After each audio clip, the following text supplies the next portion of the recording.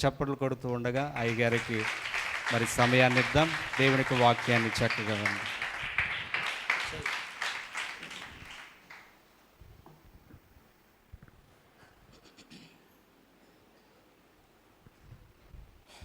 దేవుని ప్రశస్తమైన నామానికి మహిమ ఘనత ప్రభావములు యుగ యుగములు కలుగునుగాక. హల్లెలూయా అని చెబుదామా?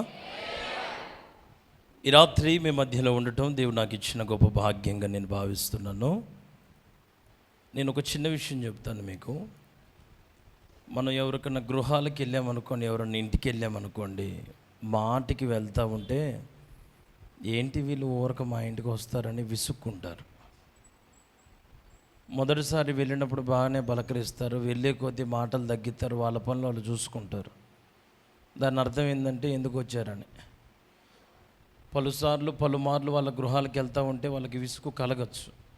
కానీ నువ్వు ఎన్నిసార్లు ఆయన సన్నిధికి వచ్చినా, నువ్వు ఎన్నిసార్లు ఆయన సన్నిధిలో ప్రణమిలినా, నువ్వు ఎన్నిసార్లు ఆయనని వేడుకున్నా, నీ రాక కోసం ఎల్లప్పుడూ ఎదురు చూసే దేవుడు ఒక ఆయన ఉన్నాడు.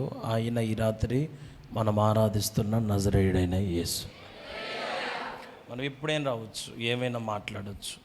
కనుక ఇంత మంచి దేవుడు మనకి దొరకటం మనం భాగ్యం, మనం ధన్యులు, మన భాగ్యవంతులు. కనుక ఇక్కడ మన జీవితాలు దీవెనకరంగా మార్చబడుట కొరకు మనందరం ఆయన సన్నిధిలో దేవుని కృపతో నింపబడుటకు ఆశ కలిగిన వ్యక్తులముగా మార్చబడదము గాక. హల్లెలూయా అని చెప్పండి. కొన్ని ప్రాముఖ్యమైన విషయాలు ఈ పూట మీ ముందుంచాలనేది నా దర్శనం. మీ అందరూ చాలా శ్రద్ధగా కొద్ది నిమిషాలు దేవుని మాటల వైపు మీ దృష్టిని మళ్లించాలని కోరుకుంటున్నాను. కొరింథీయులకు రాసిన 2వ పత్రిక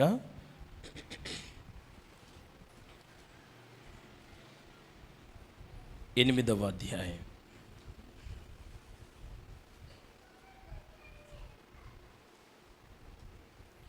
మొదటి వచనం నుంచి కొన్ని మాటలు చదువుతారు, మనందరం విందాం. అమ్మా, మాసిదోనియా సంఘములకు అనుగ్రహింపబడి ఉన్న దేవుని కృపను గురించి మీకు తెలియజేయుచున్నాను. ఎలాగనగా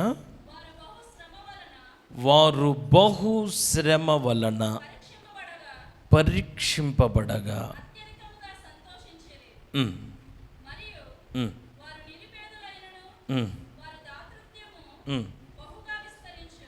దేవునికి స్తోత్రం చెప్పండి అందరూ. చదవబడిన లేఖన భాగములో మాసిదోనియా సంఘం అనే ఒక సంఘం గురించి అపోస్తలుడైన పౌలయ్య గారు మాట్లాడుతున్నారు. వేమవరంలో మీ సంఘం ఉన్నట్లు అయ్యగారికి ఎన్నో సంఘాలు ఉన్నాయి. కొరింథీ సంఘం, ఫిలిప్పీ సంఘం, థెస్సలోనికయ సంఘం, ఎఫెసీ సంఘం. చాలా భారభరితమైన దైవజనుడు ఆయన. చాలా తన జీవిత కాలంలో దేవునికి ఎంత విరోధంగా ప్రవర్తించాడో, ఎంత దుర్మార్గంగా జీవించాడో, తర్వాత ప్రభు పాదాలు పట్టుకున్న తర్వాత అంత అద్భుతమైనటువంటి పనివానిగా, దేవునికి నమ్మకమైన వ్యక్తిగా మార్చబడ్డాడు. ఆయన సేవ చేసిన దినాలలో ఈ కొరింథీ సంఘంలో మాసిదోనియా అనే ప్రాంతంలో అక్కడ కూడా ఈయనకు ఒక సంఘం ఉంది. ఆ సంఘాన్ని కూర్చున్నటువంటి ప్రస్తావన మాదిరికరంగా ఉండుట కొరకు, కొన్ని విషయాలను నేర్చుకోవటం కోసం, ఆ విషయాలన్నీ సంఘం తెలుసుకొని బలపరచబడాలని కొరింథీ సంఘానికి ఈ విషయాలు చెప్తున్నాడు. ఓ కొరింథీ సంఘస్థులారా, మీరందరూ దయతో వినవలసినటువంటి విషయం ఏంటిదంటే, మాసిదోనియా సంఘములకు అనుగ్రహింపబడిన దేవుని కృపను మీకు తెలియజేయుచున్నాను. వాళ్ళు పొందుకున్న కృప మీకు తెలియకుండుట నాకు ఇష్టము లేదు. హల్లెలూయా అనండి. మాసిదోనియా సంఘస్థులు ఏం పొందుకున్నారంట? అందరు చెప్పరా? కృప అనండి. దేవుని కృప మాట్లాడండి. ఏ సంఘం? మాసిదోనియా సంఘములో ఉన్నవారు పాటగాళ్ళని కానీ, మాసిదోనియా సంఘములో ఉన్నవాళ్ళు విద్యావేత్తలు కానీ, మాసిదోనియా సంఘములో ఉన్నవాళ్ళు వ్యాపారవేత్తలు కానీ, మాసిదోనియా సంఘములో ఉన్నవారు ఇతరితర కార్యాలలో నిపుణులు అని మనకి బైబిల్లో చెప్పలేదు, కానీ ఆ సంఘము కృప పొందుకున్న సంఘంగా మిగిలిపోయిందంట. సంఘం దేవుని కృప పొందుకోవాలి. సంఘానికి దేవుని కృప అవసరం. సంఘం కృప పొందుకుంటే ఎట్లుంటుందో ఈ సంఘాన్ని మనం చూడొచ్చు. మాసిదోనియా సంఘములకు అనుగ్రహింపబడిన దేవుని కృప. ఏంటిది ఆ కృప? ఒక్కొక్కటి మీకు చెప్తాను చూడండి. వాళ్ళు పొందుకున్న కృప ఏంటిదో 2వ వచనం నుంచి చూడండి. ఏంటిది ఆ కృప? ఎలాగనగా వారు బహుశ్రమల వలన పరీక్షింపబడగా. హల్లెలూయా చెప్పండి అందరూ. మాసిదోనియా సంఘానికి ఏమొచ్చిందంట చెప్పండి? శ్రమలు కాదు, బహుశ్రమలు అనండి. అందరు పలకరా? ఇప్పుడు శ్రమలు కష్టాలు అనేది సర్వసాధారణంగా మనకు వస్తాయి, అవునా కదా? శ్రమలు కష్టాలు వచ్చినప్పుడే చర్చి ఎన్నిసార్లు మానేసినాం. ప్రార్థన చేయబుద్ధి కావట్లేదు అన్న మాటలు ఎన్నిసార్లు అన్నామో. అసలు మందిరానికి వచ్చినా ప్రార్థన చేస్తున్నా, దేవుని యందు భయభక్తులు కలిగి ఉంటున్నా, కానీ ఏందో నా పరిస్థితులు ఎట్లున్నాయని ఎన్నిసార్లు మనం ప్రవర్తించినాము. కానీ ఒక సంఘం కృప పొందుకుంటే సంఘం ఎట్టుంటుందో చెప్పనా? వాళ్ళకి శ్రమలు రాలేదంట, బహుశ్రమలు వచ్చినాయంట. అనండి, ఎక్కువ శ్రమలు, విస్తారమైన శ్రమలు. ఆ బహుశ్రమలు వాళ్ళ మీదకు వస్తే కృప పొందుకున్న సంఘం గనక, కృప అంటే మనందరం అనుకునేది ఏంటంటే అర్హత లేని వాళ్ళకి ఇచ్చేది కృప, అర్హత లేని వాడు పొందుకునేది కృప. కానీ వీళ్ళు పొందుకున్న కృప ఏంటిదో చెప్పనా? ఆ శ్రమలను బట్టి సంతోషించే సంఘంగా మార్చబడిందంట. నేను ఒక మాట మీ అందరికీ చెప్తా. ఉద్యోగం వస్తే సాక్ష్యం చెప్పిన వాళ్ళు ఉన్నారు, వ్యాపారంలో లాభం వస్తే సాక్ష్యం చెప్పిన వాళ్ళు ఉన్నారు, మగపిల్లగాడు పుడితే సాక్ష్యం చెప్పిన వాళ్ళు ఉన్నారు, పెళ్ళైతే సాక్ష్యం చెప్పిన వాళ్ళు ఉన్నారు, అనుకున్నది జరిగితే సాక్ష్యం చెప్పిన వాళ్ళు ఉన్నారు. మీరు అనుకున్నది జరగక భయంకరమైన నష్టంలో కూరుకొని పోయి దెబ్బ మీద దెబ్బ మీకు పడితే, అనుకోని నష్టాలన్నీ మీ జీవితంలో వాటిల్లితే, వాటిని మీరు అనుభవిస్తే, మీరు నిజంగా దేవునిలో సాక్షులుగా నిలవబడగలిగిన దేవుని బిడ్డలు మీరు ఎంతమంది ఉన్నారు? ఎన్ని శ్రమలైనా ఇంతవరకు నా జీవితంలో నేను వెనకబడలేదు, ఎన్ని శ్రమలలోనైనా నేను దేవుణ్ణి సనగలేదు, శ్రమలను బట్టి నేను దేవునిలో వెనకబడిన వ్యక్తిగా నేను ఉండలేదు, నా జీవితంలో ఎన్ని శ్రమలు కలిగినా నేను ప్రభు కొరకు ప్రయాసపడిన బిడ్డగానే నేను మార్చబడ్డాను, ఆ శ్రమలను బట్టి నేను ప్రభుకి ఇంకా సమీపంగా మార్చబడ్డాను. నాకు వచ్చిన శ్రమలు నా పోరాటానికే వచ్చినాయి తప్ప, నన్ను పరీక్షించడానికే వచ్చినాయి తప్ప, నన్ను ఉన్నతమైన స్థితికి మార్చడానికే వచ్చినాయి తప్ప, ఆ శ్రమలు నా నాశనానికో, ఆ శ్రమలు నా అంతానికో వచ్చినవి కావు అన్న గ్రహింపు కలిగిన దేవుని బిడ్డలు మళ్ళీ ఎంతమంది ఉన్నారు?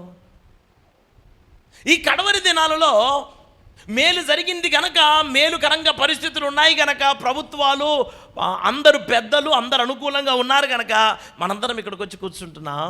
రేపు పరిస్థితులు ప్రతికూలంగా మార్చబడిన తర్వాత శ్రమలలో దేవుణ్ణి ప్రేమించే కృప పొందుకున్న దేవుని పిల్లలు వీళ్ళు ఎంతమంది ఉన్నారు? నష్టాలలో, కష్టాలలో, బాధలలో, ఇబ్బందికరమైన పరిస్థితులలో నాకు నా ప్రభు కావాలి, నాకు నా దేవుని సన్నిధి కావాలి, నేను పరిశుద్ధమైన వ్యక్తిగా ప్రభు కొరకు జీవించాలి, లోకం అంతటి కంటే నేను ప్రభువుని ఎక్కువగా ప్రేమించాలి, ఈ లోకంలో నేను బ్రతికే తుచ్చమైన జీవితం, అల్పమైన జీవితం, ఈ కొరగాని జీవితాన్ని నేను లోకం కొరకు జీవించకుండా నా ప్రభు కొరకు జీవించే కృప పొందుకున్న బిడ్డగా నేను మిగిలిపోవాలి అన్న ఆసక్తి మనలో ఎప్పుడు కలుగుతుందో అప్పుడు మీరు మాసిదోనియా సంఘం ఎట్లయితే ధన్యకరమైన సంఘంగా మార్చబడిందో అప్పుడు మీ కుటుంబాలు కూడా ధన్యకరమైన కుటుంబాలుగా మార్చబడతాయి. ఇది జరగాలి అంటే వచ్చిన శ్రమలలో, వచ్చిన కష్టాలలో, వచ్చిన అవమానాలలో, ఎదుర్కొంటున్న పరిస్థితుల మధ్యలో దేవుని పిల్లలైన మనం మేలు జరిగినప్పుడు సాక్ష్యం చెప్తావు, మేలు జరిగినప్పుడు ఇంట్లో కూడిక పెడతావు, మేలు జరిగింది కనుక నీ జీవితంలో ఏ కార్యాలైనా నువ్వు చేస్తావు, మేలు జరిగింది కాబట్టి పరిచర్య చేశావు, మేలు జరిగింది కాబట్టి ఒక తులమో పొలమో నీకు తోచినంత దేవునికి కానుకిచ్చావు, మేలు జరిగింది కనుక దేవుని సన్నిధిలో దైవికమైన కార్యాలన్నిటిలో నువ్వు పాల్గొన్నావు. నేనేమంటాను, కీడు జరిగినా కానీ నీ ప్రవర్తన ఇంతే ఉంటుందా? నష్టాలు జరుగుతున్నా నువ్వు దేవుణ్ణి విడిచిపెట్టని వ్యక్తిగానే ఉంటున్నావా? ఎన్ని కష్టాలు వచ్చినా, ఎన్ని బాధలు వచ్చినా, సంసారంలో ఎన్ని ఇబ్బందులు వచ్చినా, అక్కోళ్ళైనా అన్నోళ్ళైనా అందరేనండి. మన కుటుంబాలు అన్నీ బాగుండి మనం సంసారం చేస్తున్నామా?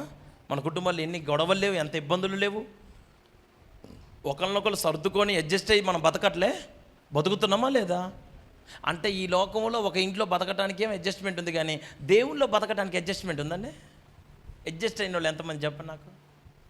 అవును, నాకు ఆయనే దిక్కు, నేను ఆయన మీదే ఆధారపడ్డా, ఆయనే నా సర్వం, ఆయనే నా సర్వస్వం, నేను ఆయన కోసమే బతుకుతా, సంపని బతకని ఏమైనా కానీ ఆయన మేలు చేసిన ఆయనే, అది ఏదైనా యెహోవా ఇచ్చెను ఆయన నామమునకే అని దేవుణ్ణి స్తుతించి ఆయన పాదాలు పట్టుకొని ప్రవర్తించగలిగిన వాళ్ళే ఇక్కడ కృప పొందుకున్న బిడ్డలుగా మీరు అందరూ మార్చబడతారు. ఈ రోజున పరిస్థితులు చాలా బాగున్నాయి, మీ అందరికీ చెప్తున్నాను. రేపు వాక్యం చెప్పే నాలంటూ ఉంచరు, వింటున్నారు కదా అందరూ మీరు. మందిరాలు ఉండవు. మందిరాలు ఉన్నప్పుడు, సేవకులు ఉన్నప్పుడు, వాక్యం చెప్పేవాడు ఉన్నప్పుడు, భారం కలిగి హృదయపు లోతుల్లోంచి వాక్యాన్ని మోసుకొని దేవుని ప్రజల మధ్యలోనికి తీసుకొని వచ్చేవాడు ఉన్నప్పుడు, ఆ మాటలని శ్రద్ధగా వినకుండా ఇటు విని ఇడిచిపెట్టి ఏదో భక్తి చేస్తున్నామంటే నామకార్థంగా వచ్చి ఏదో మేలులు జరుగుతుందని, అనుకున్నది జరుగుతుందని, ఇంకొక రూపాయికి కూడగట్టుకోవచ్చని, మేలుకరమైన జీవితాన్ని యేసయ్యలోకి వస్తే జీవించవచ్చని, ఈ లోక సంబంధమైనటువంటి మాటి మట్టుకే దేవుడు అని అనుకుంటే మనము చాలా దౌర్భాగ్యంగా మిగిలిపోతాం. మన దేవుడు ఇహలోక సంబంధమైన కార్యాలకు కాదు, ఇహమందు పరమందు మనందరి జీవితాలను ధన్యకరమైన జీవితాలుగా మార్చుటకు మనం ఆరాధిస్తున్న దేవుడు సమర్థుడై ఉన్నాడు. ఇప్పుడు నేను ఏమంటానంటే, విశ్వాసులు మీరే మనమే దేవుని బిడ్డలంగా మనం బాప్తిసం తీసుకున్న మనం కృప పొందుకోవాలి. చెప్పండి, అందరు చెప్పండి. మీ పక్కన వాళ్ళతో చెప్పండి, నువ్వు కృప పొందుకోవాలి అని చెప్పండి. మీ పక్కన వాళ్ళకి సెకండ్ ఇచ్చి చెప్పండి, నువ్వు కృప పొందుకోవాలి అని చెప్పారా? అందరూ చెప్పారా? ఏం పొందుకోవాలి? మనందరం ఏం పొందుకోవాలండి? ఏ కృప? మనుషుల దయ, మనుషుల కృప. మనుషులు మన మీద దయ తలితే ఒక 10 రూపాయలు ఎత్తడో, 10 లక్షలు ఎత్తడో, 10 కోట్లు ఎత్తడేమో, 10 రోజులు ఎత్తడేమో, 10 నెలలు ఎత్తడేమో, 10 సంవత్సరాలు ఎత్తడేమో. ఒక మనుషుల దయ మనం పొందుకుంటే ఒక 5 సంవత్సరాలు, ఒక రాజకీయ నాయకుడిని ఆయన దయ పొందుకుంటే ఒక 5 సంవత్సరాలేమో. కనుక మంచి మాట మీరు చెప్పండి, దేవుని దయ పొందుకుంటే నీ ప్రాణం పోయేంత వరకు, ఆయన రాజ్యం చేరే వరకు ఆయన కృప నిన్ను విడిచిపెట్టిద్దా? పర్వతాలు తొలగినను, మెట్టలు తత్తరిలను, నా కృప నిన్ను విడిచిపోదు. ఆ కృప నిన్ను విడిచిపోకుండా ఉండాలి అంటే నువ్వు గుర్తుపెట్టుకోవాల్సిన విషయం, సంఘమంతా కృప పొందుకున్న సంఘంగా మార్చబడటానికి ఎన్ని శ్రమలు కలిగినా, ఎన్ని కష్టాలు కలిగినా, ఎటువంటి కఠినమైన పరిస్థితులైనా, ఇంట్లో వాళ్ళకు వచ్చిన శ్రమలను బట్టి, వాళ్ళకు వచ్చిన కష్టాలను బట్టి వాళ్ళు ఏమనుకున్నారంట, ఏంది నేను ఇట్లా ప్రార్థన చేస్తున్నా, నేను నమ్మకంగానే ఉంటున్నా, నేను మందిరానికే పోతున్నా, నేను దేవుని యందు భయభక్తులు కలిగి ప్రవర్తిస్తున్నా, దేవుడేంది నా ప్రార్థన ఆలకించట్లేదు, నా మొర వినట్లేదు, నేను చేసిన ప్రార్థన అడిగిపోతుంది, నేను చేసిన పరిచర్య అడిగిపోతుంది, నేను ఇచ్చిన అర్పణలు అడిగిపోతున్నాయి. ఎంతో నీతిగా ఉన్నా, ఎంతో భక్తిగా ఉన్నా, ఎంతో యథార్థంగా ఉన్నా, ఎంతో ఆసక్తిగా ఉన్న దేవుడేంటో నన్ను పట్టించుకోవట్లేదు, నా పరిస్థితుల్ని పక్కన పెట్టేశాడు, ఏంటో దేవుని దృష్టిలో నేను లేను, చూసే వాళ్ళని చూస్తున్నాడు, ప్రేమించే వాళ్ళని ప్రేమిస్తున్నాడు, కానీ నా పరిస్థితులు ఎంతకీ మారట్లేదు అన్న మనసుతో నింపబడిన వాడు కృప పొందుకున్నాడు కాదు. ఎన్ని శ్రమలు కలిగినా, ఎన్ని కష్టాలు వచ్చినా, ఎటువంటి కఠినమైన పరిస్థితులు కలిగినా, ఎంత ఘోరమైన అవమానాలు కలిగినా, నీ జీవితంలో నీకు తినటానికి తిండి ఉన్నా లేకున్నా, ఒంట్లో ఆరోగ్యం ఉన్నా లేకున్నా, ఉండటానికి ఇల్లున్నా లేకున్నా, ఇది నీవు నడవటానికి నీకు ఆరోగ్యం, శక్తి, బలము సరిపోయినా సరిపోకపోయినా, నువ్వు చెప్పవలసినటువంటి మాట, నా విమోచకుడు సజీవుడు, నేను నమ్మిన వాడిని నేను ఎరుగుదును గనక నేను సిగ్గుపడను అనే స్థాయికి సంఘము రాదగును గాక. హల్లెలూయా అని చెప్పండి అందరూ. ఇప్పుడు పరిస్థితులన్నీ బాగున్నాయి కాబట్టి మీరు అందరూ వచ్చి కూర్చున్నారు. అయ్యగారు వందనాలని చెప్పారు. నీకు నష్టం జరిగిన తర్వాత, నీకు నష్టం జరిగిన తర్వాత, నీ ఇంట్లో అనుకోకుండా అసలు జరగరాని, చెప్పరాని ఘోరమైన నష్టం నీ జీవితంలో అనుభవిస్తే నువ్వు నాకు వందనాలు చెప్పగలవా? ఒక దైవజనుడిగా నన్ను చూడగలవా? దేవుని స్థానంలో ఉంచగలవా? సేవకుని స్థానంలో ఉంచగలవా? ప్రార్థన సమయానికి కేటాయించగలవా? Can you do that thing in your hard times? నీ కఠినమైన సమయాలలో పెడితే పెళ్ళి కూడు, లేకపోతే సావు కూడు అన్నట్లుగా ఉండకూడదు మన భక్తి. మన గొంతులో ప్రాణము పోయేంత వరకు, ఇసుక రేణువంత మేలు మనకి ఆయన ద్వారా కలిగిన కృతజ్ఞత కలిగిన బిడ్డలము గలవారమై ఆయన కృప పొందుకున్న బిడ్డలముగా కొనసాగించబడదాముగా. ఎక్కడ ఆగిపోకూడదు. శ్రమలు వచ్చినాయి, ఆగిపోకూడదు. కష్టాలు వచ్చినాయి, ఆగిపోకూడదు. నష్టం జరిగింది, ఆగిపోకూడదు. ఇంట్లో వేదన జరిగింది, నేను మీకు ఒక విషయం చెప్తాను. నా సంఘంలో కులాల ప్రస్తావన ఎందుకులే కానీ అందరు అన్యులు నా మందిరానికి వస్తారు. దాంట్లో ఒక ముస్లిం కుటుంబం నుంచి ఒక సహోదరి మన మందిరానికి వస్తుంది. ఆమె అనుకోకుండా ఇట్లనే నా యూట్యూబ్ ఛానల్లో వాక్యం విని, మా చెల్లలో పాస్టర్ గారా, వమ్మ ఏంది వాక్యం ఇట్లుంటుందా, దేవుడు ఇట్లా మాట్లాడతాడా అని ఆమె వాక్యాలన్నీ విని ఎవ్వరు చెప్పకుండానే వాక్యం ద్వారా బలపరచబడి ఎవ్వరికి చెప్పకుండా ఒక రోజున మందిరానికి వచ్చి, వందనాలు అన్నయ్య, వందనాలు చెప్పమ్మా, నాకు అసలు వందనాలు చెప్పడం కూడా ఎవరు నేర్పించలేదు, మీ వాక్యాలనే నేను నేర్చుకున్నాను, మందిరానికి ఎప్పుడు మేము వెళ్ళలేదు, మా నాన్నగారు చిన్నప్పుడు చనిపోయారు, నాకు తమ్ముడు ఉన్నాడు, మాకు దేవుడు అంటే చాలా ఇష్టం, నేను ఖురాన్ చాలాసార్లు చదివాను, కానీ మా ఇంట్లో శాంతి లేదు, సమాధానం లేదు, నెమ్మది లేదు. కానీ ఎందుకో మీ మాటలు విన్న తర్వాత నేను బైబిల్ మొత్తాన్ని కొన్ని వందల సార్లు బైబిల్ చదివాను. ఎన్నిసార్లు వాక్యం చదువుతున్న వాక్యం నుంచి దేవుడు నాతో మాట్లాడుతున్నాడా, ఆ వాక్యం నన్ను పట్టుకుంది. నేను మీ మాటలకు ఆకర్షించబడి దేవుని వాక్యం ద్వారా పట్టబడి నేను బ్రతికితే దేవుని కొరకు బ్రతకాలని తీర్మానం చేసుకున్నాను అన్నయ్య అని చెప్పింది. సరే మా మంచి సంతోషం అన్నాను. కొద్ది రోజులు మందిరానికి వచ్చే టైంలో బాగానే రాగలిగింది, పరిస్థితులన్నీ బాగానే ఉన్నాయి. కొద్ది రోజులకి బాప్తిస్మం కూడా తీసుకుంది. జెరీనా అక్క పేరు, షేక్ జెరీనా అని, నేను జెరూషా అని పేరు మార్చాను. వింటున్నారు కదా, అందరు వింటున్నారండి, వినండి. రోజులు గడిచిన తర్వాత ఎట్లా తెలిసింది వాళ్ళ ఇంట్లో ఈ పిల్ల చర్చికి వస్తుందని తెలిసి. వాళ్ళ తమ్ముడు కోపంతో ఇంట్లో ఏది దొరికితే అది తీసుకొని ప్రతిదీ ఆ పిల్ల మీద విసిరేసాడు. తలకాయ పగిలిపోయింది, రక్తం అంతా కారిపోయింది.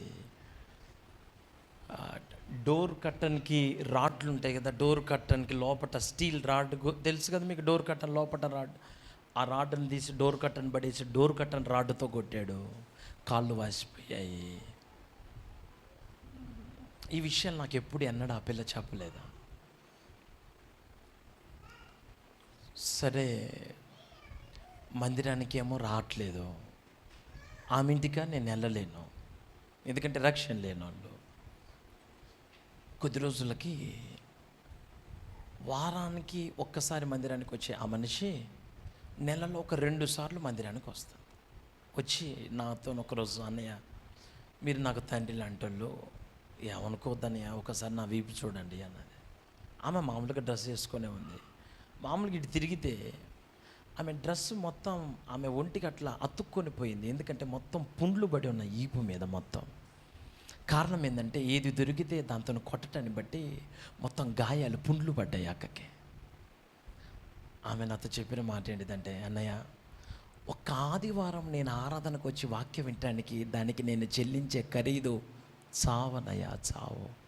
నేను చస్తానో బతుకుతానో తెలియదు. ఇప్పుడు ఇంటికి వెళ్తే నేను మందిరానికి రావడానికి కలర్ డ్రెస్ ఏమో నేను వేసుకొని, వైట్ డ్రెస్నేమో కవర్లో పెట్టుకొని, ఇంట్లో అందరూ చక్కగా నీసు తెచ్చుకొని అది ఇది వండుకొని నా ఇంట్లో వాళ్ళు తింటున్నా మంచిగా సంతోషంగా మాట్లాడుతున్న టైంలో గేటు తలుపులు తీస్తే శబ్దం వస్తుందని గేటు తలుపులు తీయకుండా గోడ దూకి ఆ వైట్ డ్రెస్ పట్టుకొని బైబిల్ పట్టుకొని ఒక ఆటో ఎక్కి మన మందిరం దగ్గరికి దిగి, నేను ఈ ఆదివారం ఆరాధనకి నేను మందిరానికి వచ్చానన్నయ్య, ఇప్పుడు నేను ఇంటికి వెళ్తే నేను చస్తానో బతుకుతానో తెలియదు. మొన్ననేనన్నయ్య నా మీదకి డబల్ కాట్ మొత్తం ఎత్తి నా మీదకి పడేయాలని చెప్పి నన్ను కాళ్ళు నన్ను కింద పడేసి నా మీద కాలు, నా గొంతుకాయ మీద కాలు పెట్టి బెడ్ మొత్తాన్ని లేపి నా మీద నెట్టపోతే మా అమ్మ అడ్డొచ్చిందన్నయ్య, ఈసారి నన్ను చంపేయచ్చు. అయితే ఒక్క మాట అన్నయ్య, నేను చచ్చిపోయేలాగా నా కుటుంబం అంతా దేవుడిని తెలుసుకోవాలన్నయ్య, నేను నా జీవిత కాలంలో నా ప్రాణం ఉండంగా నేను ఇంట్లో ఉండకూడదు, ఆదివారం ఆయన సన్నిధిలో ఉండాలన్నయ్య, నా కోసం ప్రార్థన చేయండి. ఒక్క ఆదివారం ఆ మనిషి ఆరాధనకి రావాలి అంటే సావు బతుకుల మధ్యలో కొట్టుకలాడుతూ మందిరానికి వస్తుంది. ఆ పిల్ల మనుషులు అన్యాయస్తులు కానీ దేవుడు అన్యాయస్తుడు, అంతేగా. ఆ పిల్ల ఆ ఇంట్లో ఉండి భక్తి చేస్తున్న ఆ బిడ్డ ఆ పరిస్థితిని చూసిన దేవుడు ఆ పిల్లని నారాయణ కాలేజీకి ప్రిన్సిపల్గా దేవుడు ఆమెను ఆశీర్వదించాడు. ప్రిన్సిపల్ అయింది ఆమె. ప్రిన్సిపల్ అయితే అక్కడ వచ్చిన ప్రతి ఒక్కరికి పేరెంట్స్కి ఫీజులు కట్టడానికి వాళ్ళు వీళ్ళు వస్తుంటారు కదా కాలేజ్ అన్న, ఊడిసే వాళ్ళు, ఆయాళ్ళు, లెక్చరర్స్ అందరికీ వాళ్ళకి ఏసై గురించి చెప్పడం మొదలుపెట్టిందంట. అయ్యా ఏసై నమ్ముకోండి అయ్యా, పరలోకం ఉందయ్యా, నరకం ఉందమ్మా, మీరు నరకానికి పాత్రలుగా మార్చబడకూడదమ్మా. ఒక పక్కన ఆమె ఏసైని నమ్ముకున్నందుకు ఇంట్లో తన్నులు తింటుంది, రోజు మందిరానికి వస్తున్నందుకు బాధలు అనుభవిస్తుంది. ప్రతిరోజు మొహం అంతా వాసిపోయి చెంపకి పెట్టి కొడితే ఈ భాగం అంత ఇంతలా వాసింది ఆమెకి.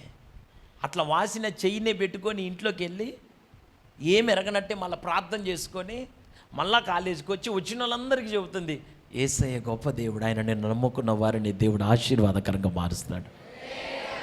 మీరు కూడా ప్రభు నమ్ముకోండి, నరకం నుంచి తప్పించబడండి అని ఇట్లా చెప్తుంటే నా విశ్వాసులు ఈ రోజున చాలామంది ఆ కాలేజీలో నుంచి రావటానికి, అనేకులు విశ్వాసాలుగా మార్చబడటానికి ఆ పిల్ల ఒక పునాదిగా నా సంఘానికి మిగిలిపోయిందండి.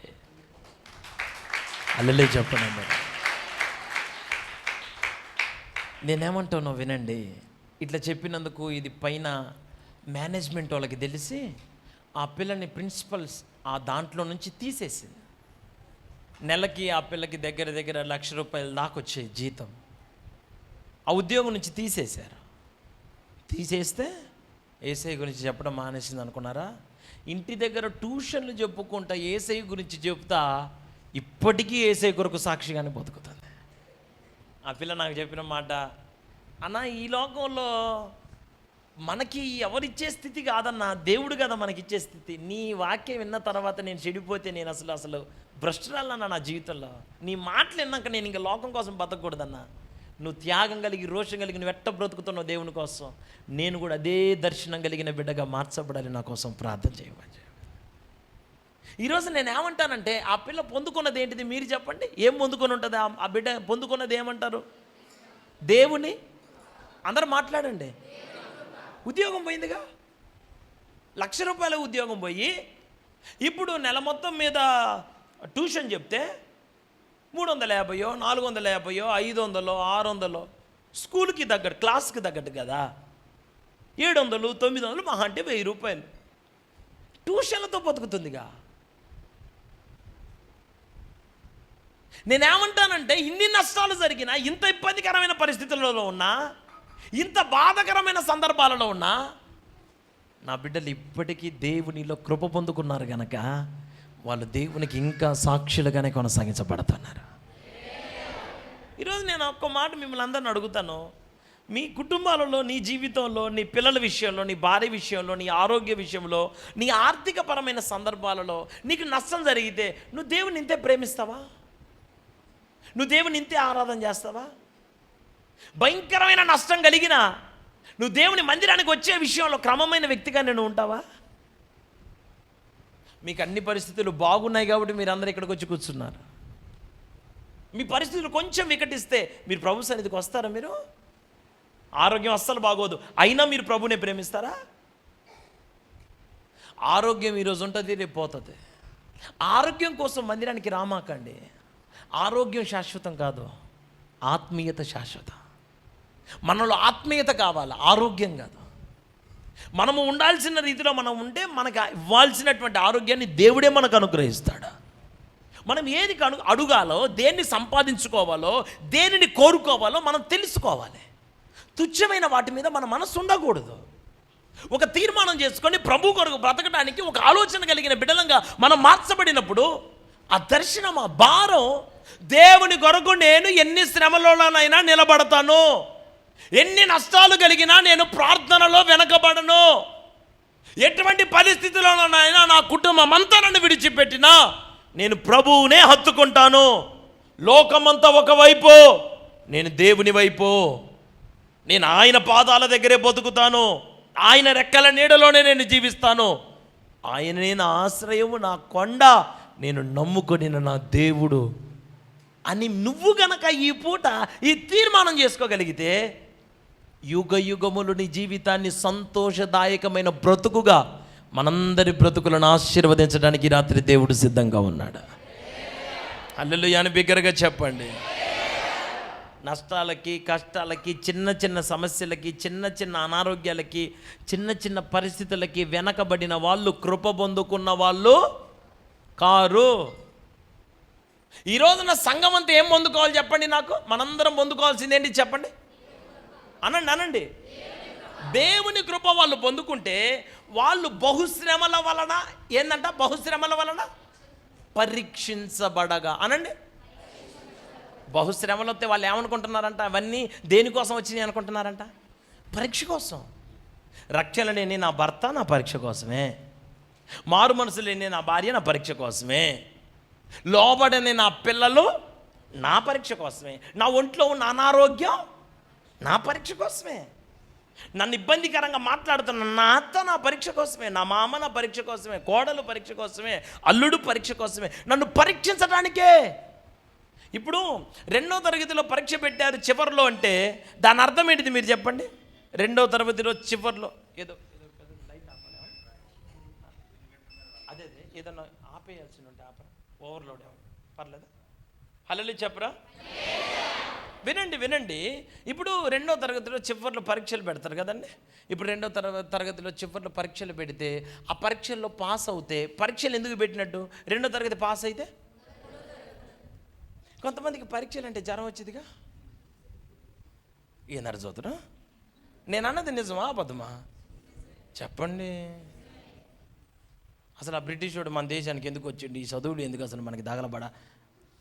ఎందుకు అసలు మనకు అంత చేటు కాలం అని ఎంత తిప్పలుబడి, అసలు ఆ చదువుల కోసం ఎంత తిప్పలు పడి ప్రయాసపడి బడికి పోవటానికి అసలు ఈ ఇంట్రెస్ట్ లేక, ఆసక్తి లేక కాళ్ళు ఈడ్చుకొని పోయే వాళ్ళు ఎంతమంది లేరు? పరీక్ష అంటే చాలు జ్వరం వచ్చింది వాళ్ళకి. అంటే పరీక్ష పెట్టింది జ్వరం రావడానికి పెట్టారా? 2 నుంచి 3లోకి పోవడానికి పెట్టారా? నీకు ఎందుకు కష్టాలు వచ్చినాయి?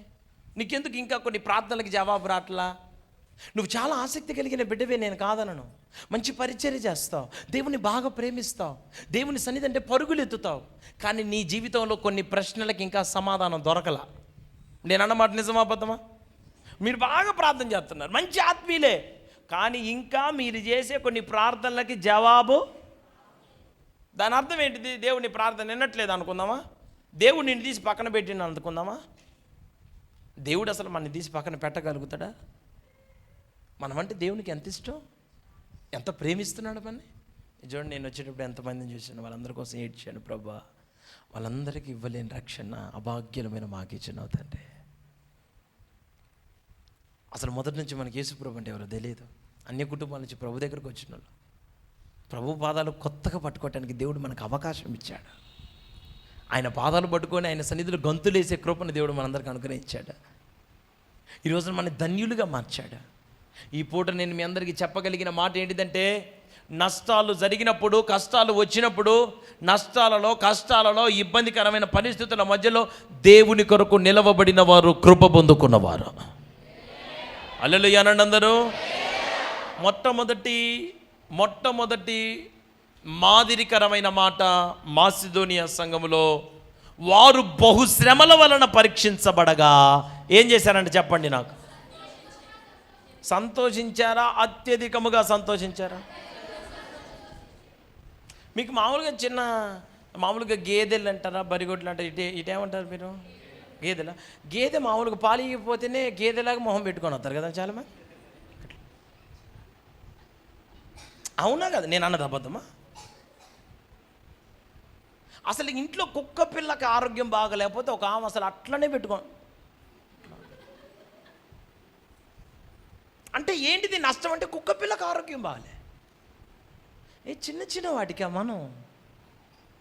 మనం ఆరాధిస్తున్న దేవుడు రోషం కలిగినాడు, నమ్మదగినవాడు.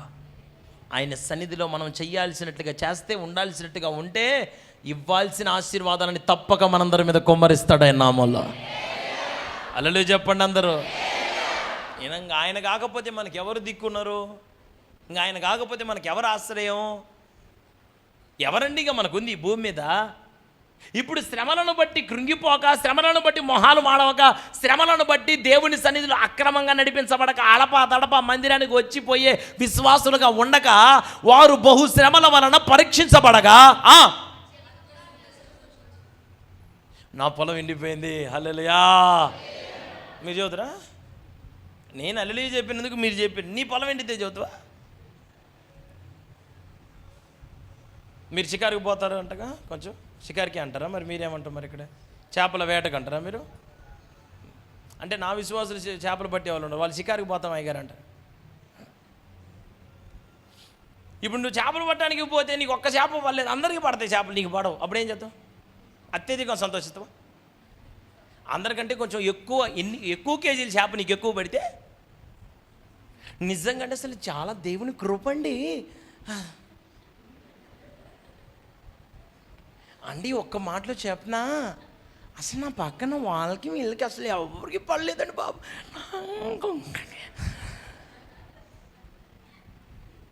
You are telling that is grace కదా, దానిని నువ్వు కృప అంటున్నా. అందరికీ దొరికింది, నీకు దొరకలా. రాత్రంతయు శ్రమ పడినా రాలేదు ప్రభు జయము, రహదారులు వెదకినను రాదాయని ప్రతిఫలము.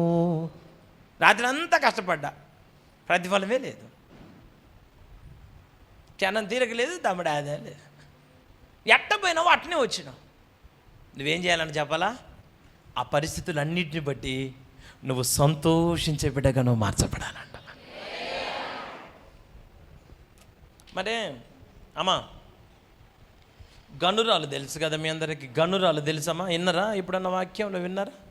గనురాలైన స్త్రీ గురించి విన్నారా?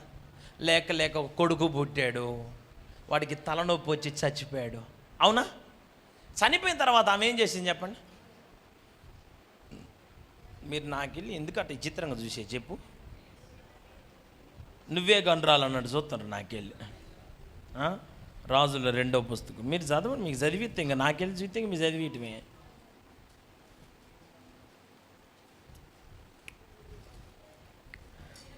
రాజుల 2వ పుస్తకం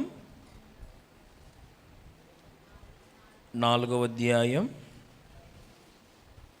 8 కాకుండామా, ఆ పిల్లగాడు చనిపోయింది ఎక్కడ? కాదమ్మా,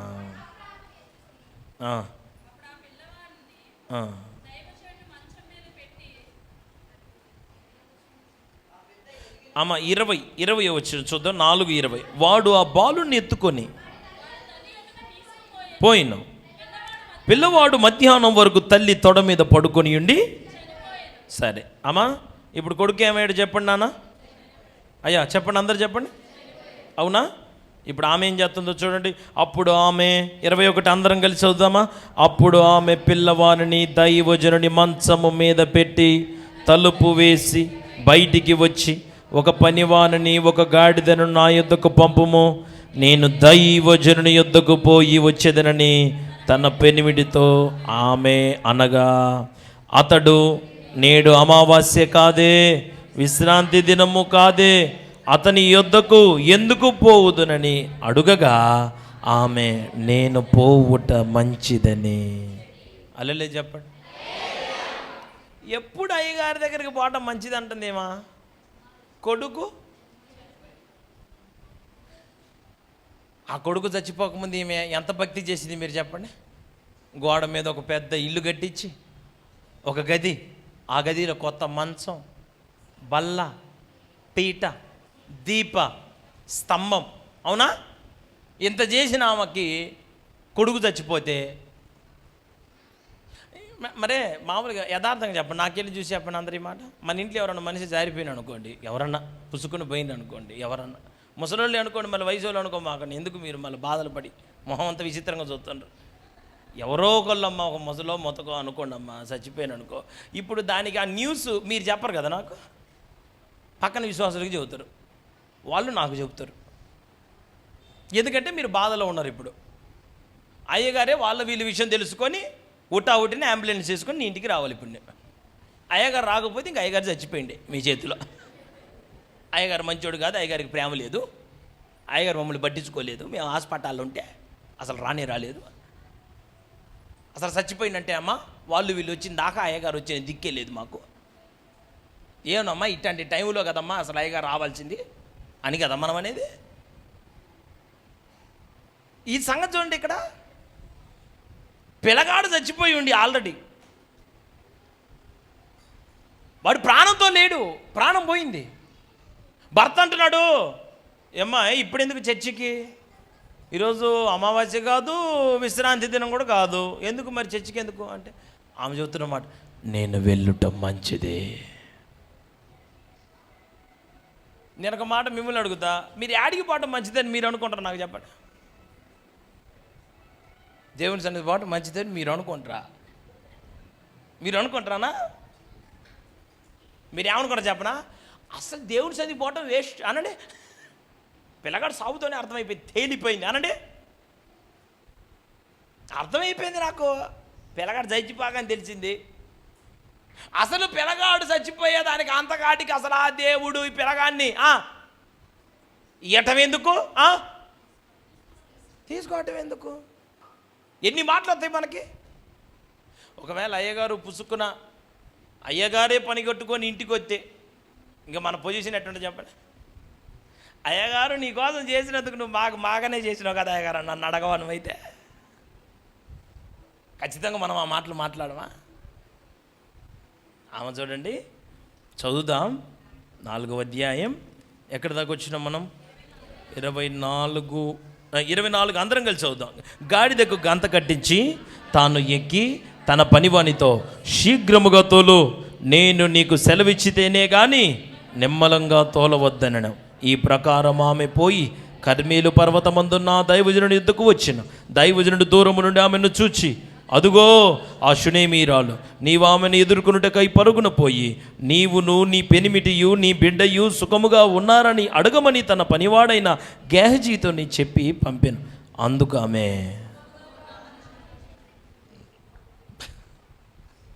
అయ్యగారు ఏం అడిగిండు, ఆమె ఏం చెబుతుంది మీరు చెప్పండి. నాకు అర్థం కాలేదు, మీకు అర్థమైంది చెప్పండి. అయ్యగారు ఏం అడిగిండు? నీవు నీ కుమారుడు నీ పెనిమిటి సుఖంగా ఉన్నారా, బాగున్నారా అని నన్ను అడిగిండు. అయ్యగారు అడగమంటే గేహజీ షునేమీరాలని అడిగాడు. షునేమీరాలు ఏమంటుంది? మిమ్మల్ని అడిగితే మీరేమంటారు? అమ్మ బాగున్నావు, ఏం బాగా గారు అనండి. ఆ భాగంతో ఎప్పుడో పోయింది అనండి. ఇంకేం బాగా గారు. నేను అనుకుంటా ఏమని చూసే సావు కబురు సల్లగా చెప్పినండి సామెత ఏమో దగ్గర నుంచి పుట్టిందేమో. బాగున్నావా అని అంటే ఇవేమంటుంది? సుఖముగా ఉన్నావా అంటే ఏమంటుంది? అంటే వెంటనే చెప్తే అయ్యగారు బాధపడతాడేమో. ఎందుకు వెంటనే చెప్పటం? నువ్వు బాగున్నావంటే నేను బాగానే ఉన్నా, నాకేం భయం లేదు. ఆ మాట చెప్పగలిగిందంటే ఆ బిడ్డ కృప పొందుకున్న బిడ్డేనా? కన్న కొడుకు చనిపోయిన తర్వాత కూడా నువ్వు బాగున్నావా అని అడిగితే నేను బాగున్నానని చెప్పగలిగిన నిబ్బరత కలిగిన విశ్వాసం కలిగిన దేవుని పిల్లలు మీలో ఉన్నారా? అవును, నా దైవజనుడి ప్రార్థన ద్వారా దేవుడు మరలా నాకు మేలే చేస్తాడు. చచ్చిపోయిన నా కొడుకుని దేవుడు తిరిగి మరలా బ్రతికించుకుంటాడు. నా దేవుడు నాకు అన్యాయం చేసేవాడు కాడు, తప్పక ఆయన నాకు మేలే చేస్తాడు, కీడు చెయ్యడు అని విశ్వాసముతో నిబ్బరము కలిగి అవును నేను బాగున్నా నాకేమైంది అని చెప్పేవాళ్ళు ఉన్నారా? చిన్న రోగాన్నే మనం ఇంత భూతత్వంలో పెట్టి చెబుతాం కదా. మనం కొడుకు చచ్చిపోతే బాగున్నావంటే సింపుల్గా నేను బాగున్నానని చెప్పిందండి ఆమె. మనమైతే నిన్ను అడుగుతాం అసలు పాస్టర్ గారిని, నీకు ఇల్లు కట్టించినా కదయ్యా, నువ్వు మా ఇంటికి వచ్చి ఎన్నిసార్లు భోజనం చేసినావు అయ్యగారు, నీకు మంచం కొనిచ్చినా కదా అయ్యగారు, ఇంత చేస్తే నువ్వు ఇదేనా అయ్యగారు మాకు, మేమేం చేసినావయ్యా, మాకేందయ్యా ఈ నష్టం? ఈ మాటలు ఆమె నోట రాలేదు. అంత శ్రమలో కూడా దేవునిని మహిమపరిచే కృప పొందుకున్న బిడ్డగా మిగిలిపోయింది ఆమె. ఇప్పుడు ఈ కృప పొందుకున్నందుకు షునేమీరాలకి మేలు జరిగిందా, కీడు జరిగిందా? మాట్లాడరా? చనిపోయిన కొడుకు కూడా తిరిగి దానికి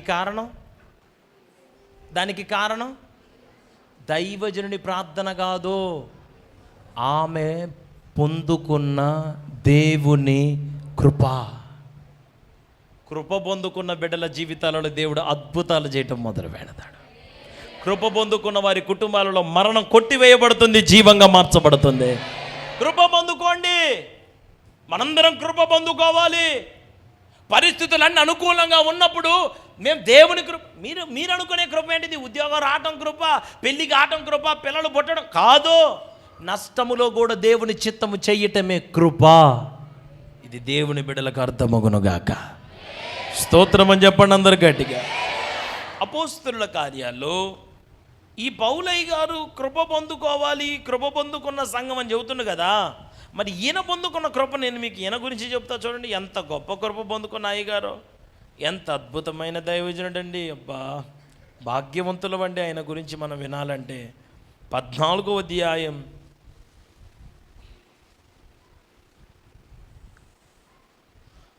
అపోస్తలుల కార్యాలు 14వ అధ్యాయం 19వ వచనం నుంచి చదువుతారు చూడండి.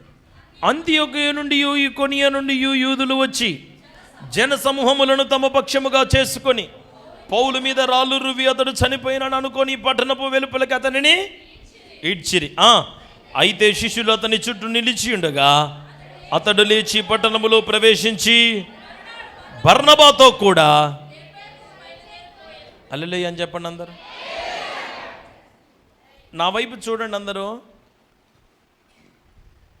అంతియొకయ ఇకోని అనే ప్రాంతంలో పౌలయ్య గారికి ప్రమాదం ఉంది, థ్రెట్ ఉంది. ఎందుకంటే ఆ ప్రాంతంలో అయ్యగారు నిలవబడితే అనేకులు ప్రభు వైపు తిప్పబడుతున్నారు. భారం కలిగిన దైవజనుడు అండి అయ్యగారు. సేవ చేస్తే పౌలయ్య గారు లాంటి సేవ చేయాలి. అద్భుతం. ఇన్ని సంఘాలు కట్టిన ఎక్కడ అతిశయపడలేదు ఆయన. ఈ సంఘాలు, ఈ పత్రికలన్నీ ఆయనే. ఈ పత్రికలన్నీ చెరసాలలో ఉండి రాశాడు. పౌలయ్య గారు తన జీవితంలో ఎంత కృప పొందుకున్నాడో చూడండి. ఆ అంతియొకయ ఇకోని అనే ప్రాంతంలో ఎప్పుడు దొరుకుతాడా చంపాలి, ఎప్పుడు దొరుకుతాడా చంపాలి, ఎప్పుడు దొరుకుతాడా చంపాలి అని ఎదురు చూస్తుంటే అనుకోకుండా ఒక రోజున ఒంటరిగా పౌలయ్య గారు దొరికాడు. దొరికినాడు కదా, దొరకక కోపంతో, కసితో, పగతో దొరికిన రాయిని దొరికినట్టే పట్టుకొని ఇష్టం వచ్చినట్టు కొట్టారు పౌలయ్య గారిని. తలకాయ పగిలిపోయి, యుఎస్లో ఒక పాస్టర్ గారు ఉన్నారు, ఆయన ఎక్కువ చరిత్రలు, హిస్టరీ చదువుతాడు. ఆయన నాతో మాట్లాడతా ఆయన నాకు చెప్పిన మాట, నేను బైబిల్ తప్ప ఇంతవరకు ఒక పుస్తకం కూడా చదవటం నాకు తెలియదు. నేను చదువుకుంటే బైబిల్ ఒక్కటే చదువు, ట్రైన్లో ఉన్న, ప్రయాణాలు ఉన్న బైబిల్ ఒక్కటే చదువుకుంటే నాకు తెలియదు, వేరే బుక్స్ నేను చదవలేదు. కానీ ఆయన చదివిన వ్యక్తి నాకు చెప్పిన ఒక అద్భుతమైన విషయం, పౌలయ్య గారికి రాళ్ళు రువ్వితే కొన్ని రాళ్ళు, ఇది చూడండి, ఇదిగో ఈ గ్యాప్లో ఇక్కడ కొన్ని రాళ్ళు ఇట్లా కుచ్చుకొని పోయాయట లోపలికి. వాటిని ఇట్లా బయటికి లాగుతుంటే కన్ను గుడ్డు కూడా ఊగుతుందని ఆ రాయిని అంతే వదిలేసాడంట. రక్తం అంతా కారిపోయింది, స్పృహ కోల్పోయాడు. చేతులు పడేస్తే ఎడు చేయడు పడిపోతుంది, తలకాయ ఇడు పడితే పడిపోతుంది. చచ్చిపోయాడు అనుకున్నారు, చచ్చేటట్టు కొట్టారు. చచ్చిన కుక్కని ఈడ్చినట్టే ఊరి బయటికి ఈడ్చారు. ఇంత జరిగితే మీరు చదివిన ఆ మాటలలో ఒక మాట మీరు చూడండి. అతడు చనిపోయేనని అనుకొని పట్టణము వెలుపలకి అతనిని, అయితే 20వ వచనం అందరు కలిసి చదవండి. అయితే నిలిచి ఉండగా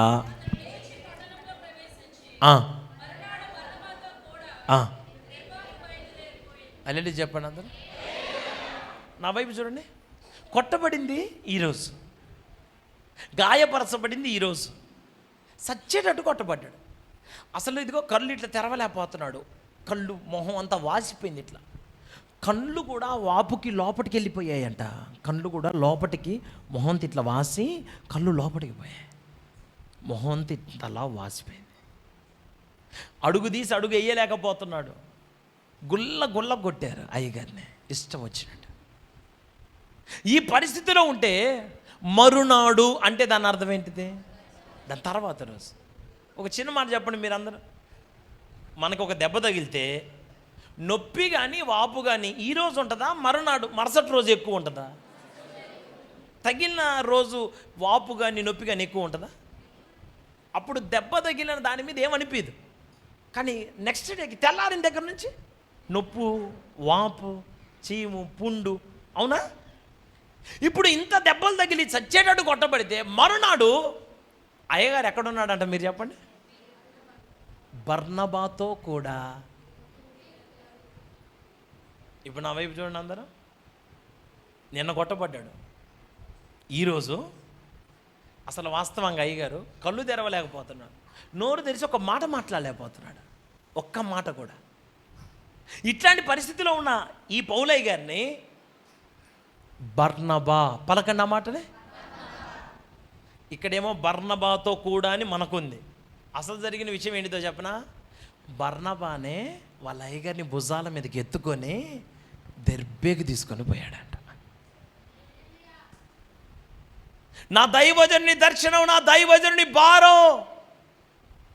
బ్రతికున్నంత కాలం దేవుని పని చెయ్యాలని, దేవుని చిత్తం జరిగించాలని, అనేకులను ప్రభు వైపు త్రిప్పాలని, అక్కడ ఉన్న ఆ ప్రాంత ప్రజలు కూడా అమూల్యమైన రక్షణతో నింపబడాలని నా దైవజనుడు కోరుకున్నాడని బర్నబా హృదయములో గుర్తెరిగి తన దైవజనుడు నోరు తెరిచి ఒక్క మాట కూడా మాట్లాడలేని సందర్భంలో ఉంటే వాళ్ళ అయ్యగారిని భుజముల మీదకి ఎత్తుకొని తెర్పాక తీసుకొని పోయి అక్కడ ఏం చేశారో చూస్తారా?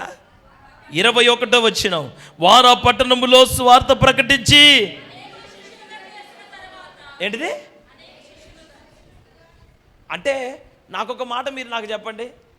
అక్కడ అయ్యగారిని ఎత్తుకొని పోయాడు, అయ్యగారిని పక్కన నిలబెట్టుకొని ఉంటాడు, భుజం మీద ఆయన భుజం మీద ఆయన చెయ్యి వేసుకొని ఇట్లా వాల్చుకొని ఇట్లా నిలబెట్టుకొని వాళ్ళకి ఏం చెప్పి ఉంటాడు?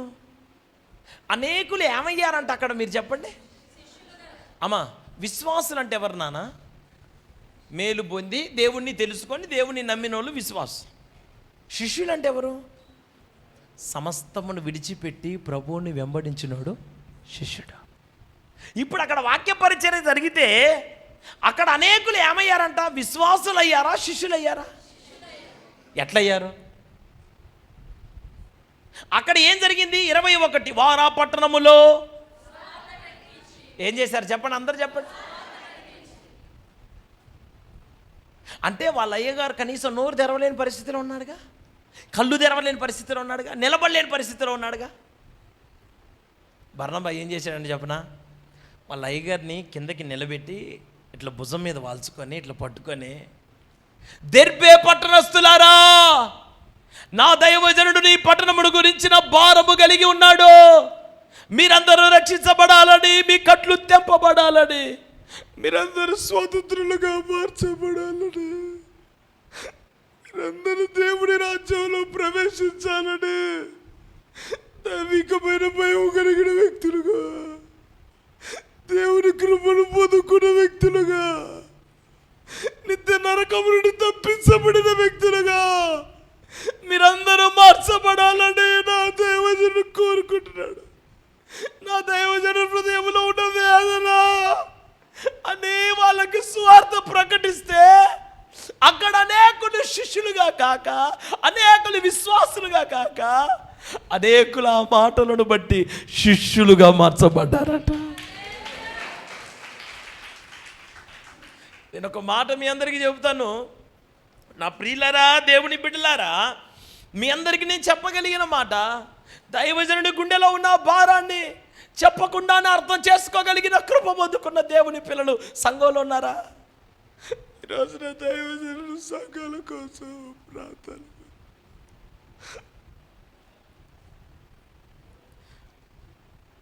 అనేక కుటుంబాలు విడుదల పొందాలని, ప్రతి ఒక్కరూ ప్రభు వైపు త్రిప్పబడాలని, వారి ఆరోగ్యాలను పాడు చేసుకొని కుటుంబాలలో నిందించబడి ఆర్థికంగా శారీరకంగా నలిగిపోయి శాతగారి వారిగా మిగిలిపోయి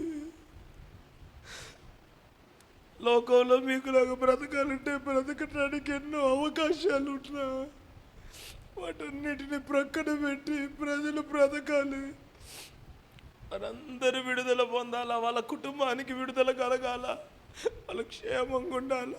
మీరు ఇల్లు కట్టుకుంటే మేము ఇల్లు కట్టుకున్నట్టు, మీ పిల్లలకు ఉద్యోగాలు వస్తే మా పిల్లలకు ఉద్యోగాలు వచ్చినట్టు భావించి విశ్వాసులే క్షేమం అని విశ్వాసులనే దర్శనంగా పెట్టుకొని దేవుడు ఒక ప్రాంతంలో ఒక దైవజనుడిని నిలబెట్టుకుంటే ఆ భారం అర్థం కానీ ప్రజలు కోకలలుగా ఉన్నారు. కానీ బర్నబా అటువంటి వాడు కాదు, బర్నబా అటువంటి వ్యక్తి కాదు. తన సేవకుడు నోరు తెరవలేని పరిస్థితిలో, కన్ను తెరవలేని పరిస్థితిలో ఉంటే ఆ ప్రాంతం రక్షించబడాలని, ఆ ప్రాంతం ప్రభు వైపు తిరిపబడాలని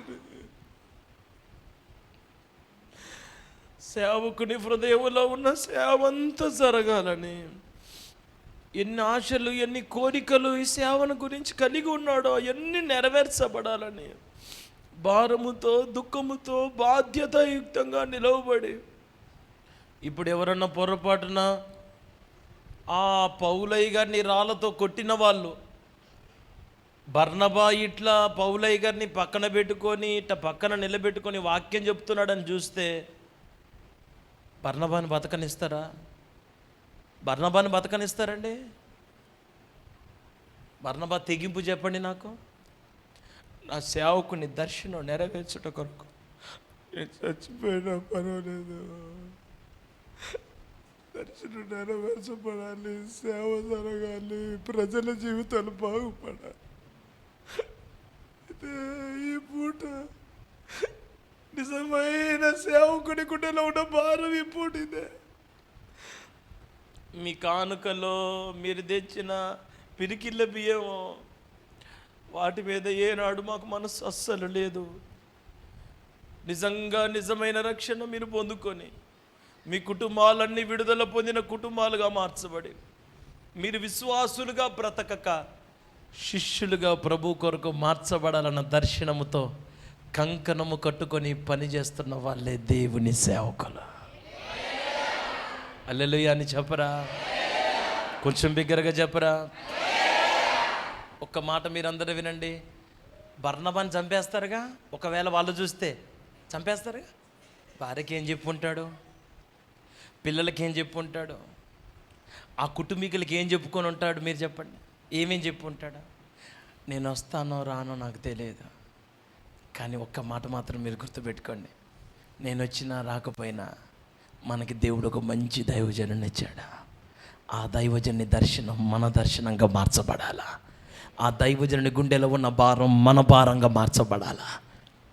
అంటే నేను ఒక మాట అడుగుతా, పౌలయ్య గారు నోరు తెరిచి చెప్పాడా బర్నబాకి, అరే బర్నబా నాకు ఈ గుండెలో ఈ కోరిక ఉందిరా, ఆ ప్రాంతం కూడా రక్షించబడాలని ఆశ ఉందని చెప్పాడా? ఈరోజు ఒక మాట మిమ్మల్ని నోరు తెరిచి అడుగుతున్నా, మీ దైవజనుడు నోరు తెరిచి ఈ ప్రాంతం అంతా ప్రభు వైపు తిప్పబడాలని తాతగారు అయ్యగారు ఇక్కడ సేవ ప్రారంభించిన అయ్యగారు మోషే అయ్యగారు సేవ ప్రారంభించి ఇక్కడ సేవ జరిగిస్తే ఆయన ఆ రోజున నాటిన విత్తనం, ఆయన ఆ రోజున పడిన ప్రయాస, ఆ రోజున ఏం తిన్నాడో మనకేం తెలియదు. ఆ రోజున అంత కఠినమైన పరిస్థితుల మధ్యలో ఏ గుడిసెలో ఉన్నాడో, ఆ గుడిసె ఎట్లాంటి కారిన గుడిసో, తినటానికి గంజి కూడా దొరికిందో లేదో ఎందుకు చెప్పాలా? ఎంతమంది ప్రజలు కట్టబడాలని, ఎంతమంది బ్రతుకులు మారిపోవాలని, ఇంతమంది ప్రజలకు విడుదల కలగాలని. నాకేం కాళ్ళు చేతులు వంకర్లు పోయి సేవకు రాలని. నేను బీటెక్ చేసిన, నేను ఇంజనీరింగ్ చదువుకున్నా. వింటున్నారు కదా అందరూ? అంతో ఇంత ఏదో ఒక పని చేసుకుంటే నాకు కూడా తులమ పొలమ వచ్చి, మీతో పాటు వేటకు వస్తే ఏదో అవల లాగటానికో లేకపోతే అవలలో పడ్డ చేపలను ఎత్తి లోపటేయటానికి ఏదో ఒక పని చేయటానికి పనికిరానంటారా? ఏదో ఒక పని చేసుకోలేక ఈ సేవకు వచ్చినావా? ఈరోజు నేను ఒక మాట మిమ్మల్ని అందరిని అడుగుతున్నాను, మీరు నిజంగా కృప పొందుకున్న బిడ్డలైతే మీ దైవజనునికి ఇటువంటి సహకారులుగా మీరు సంఘంలో మిగిలిపోదురుగాక. చెప్పకూడదు, నోరు తెరిచి చెప్పకూడదు సేవకుడు అన్నప్పుడు. ఆయన గుండె సప్పుడు మీరు తెలుసుకోవాలి. ఆయన హృదయంలో ఉన్న బాధ మనకు అర్థం కావాలా, ఆయన హృదయంలో ఉన్న వేదన మనకు అర్థం కావాలా, ఏ భారంతో ఇక్కడ పరిచర్య జరుగుతుందో ప్రతి గుండెకి తెలియాలి. ఇక్కడ నేను వాడే ఫోన్ దగ్గర నుంచి వింటున్నారా, లక్షల రూపాయల ఫోన్ నేను వాడే ఫోన్ల దగ్గర, నేను వేసుకుంటున్న గుడ్డ దగ్గర నుంచి, నేను వేసుకునే చెప్పులు చూడండి మీరు, 2000 రూపాయల కంటే పైన ఉన్నాయి చెప్పులు. నా విశ్వాసులు నేను చచ్చిపోయిన దాకా ఒక్కళ్ళని నా ఒంటి మీద కట్టుకునే గుడ్డని ఇస్తానని తీర్మానం చేసుకున్నారు. అర్థమైంది అందరికీ? నా విశ్వాసులు ఒక్కటే కుటుంబం. ఈ రోజున సేవ జరగటానికి బాధ్యత ఉండద్దా? భారం కలిగిన వాళ్ళు వద్దా? నోరు తెరిచి మన అయ్యగారు మన అడగటం ఏంది అసలు ఇకారంగా ఉంటుంది. అయితే మనల్ని నోరు తెరిచి పలానా ప్రాంతానికి పోవాలి అని అంటం ఏందండి? ఆయన గుండె మీకు ఇంకా అర్థం కావట్లేదా? ఒక్కడు ప్రార్థన చేస్తే ఇంతమంది ఆకలి తీర్చబడింది, ఒక్కడు ప్రార్థన చేస్తే ఇంతమంది కట్లు తెంపబడ్డాయి, ఒక్కడు ప్రార్థన చేస్తే ఇంతమంది స్వతంత్రులు అయ్యారు, ఒక్కని ప్రార్థన ద్వారా ఇంతమంది సంతోషంగా బతుకుతున్నారు. ప్రతి వారం మీరు మందిరానికి ఆరాధన అయిపోయిన తర్వాత ఆదివారం వచ్చి అయ్యగారు నాకు డొక్కల్లో నొప్పి, నాకు పక్కలో నొప్పి, నాకు ఆ నొప్పి ఈ నొప్పి అని అన్ని బాధలన్నీ నువ్వు నీ అయ్యగారికి చెబుతావు. నీ బాధలు చెప్పడం తప్పని నేను అనను, కానీ నీ కష్టాలు నీ సేవకునికి చెప్పడం తెలిసింది. కానీ ఈ వారంలో నువ్వేం తిన్నావు, నువ్వు ఈ వారంలో బాగున్నావా, ఈ వారంలో నీ ఆరోగ్యం ఎట్టుంది, నీకు ఒక కుటుంబం ఉంది కదా, నీ కుటుంబం ఎట్ట పోషించబడిందని సేవకుని బాగోగులు అడిగే సంఘం ఉందండి?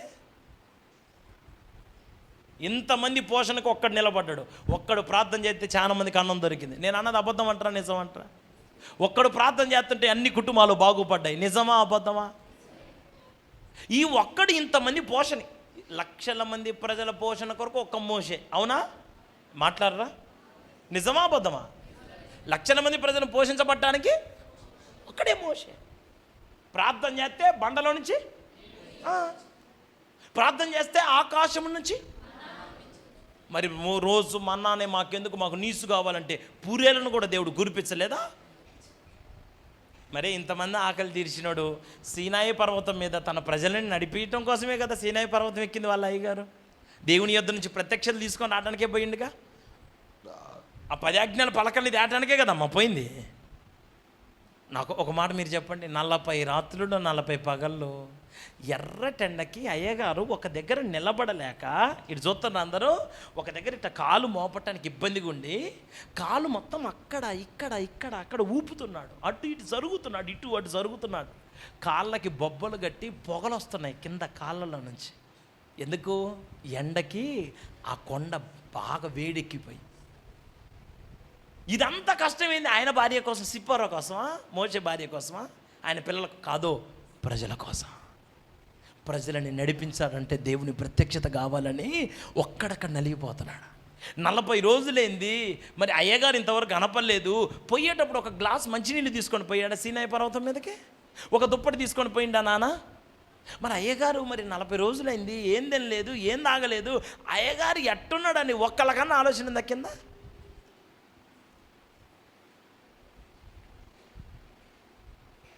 ఈ రోజున కష్టపడి నిస్వార్థంగా సేవ చేస్తున్న సేవకులు కనపడట్లా. వింటున్నారా? వచ్చినంత తీసుకొని జేబులో పెట్టుకొని దర్జాగా బతుకుతున్నారు. కానీ దేవుని కోసమే ఖర్చు పెట్టి, దేవుని కోసమే కష్టపడి, దేవుని బిడ్డల బాగోగుల కోసం, దేవుని బిడ్డల క్షేమం కోసం, దేవుని బిడ్డల అభ్యున్నతి కోసం, సంఘ క్షేమాభివృద్ధి కోసం పాటుపడే దైవజనులు కనుమరుగైపోతున్నారు.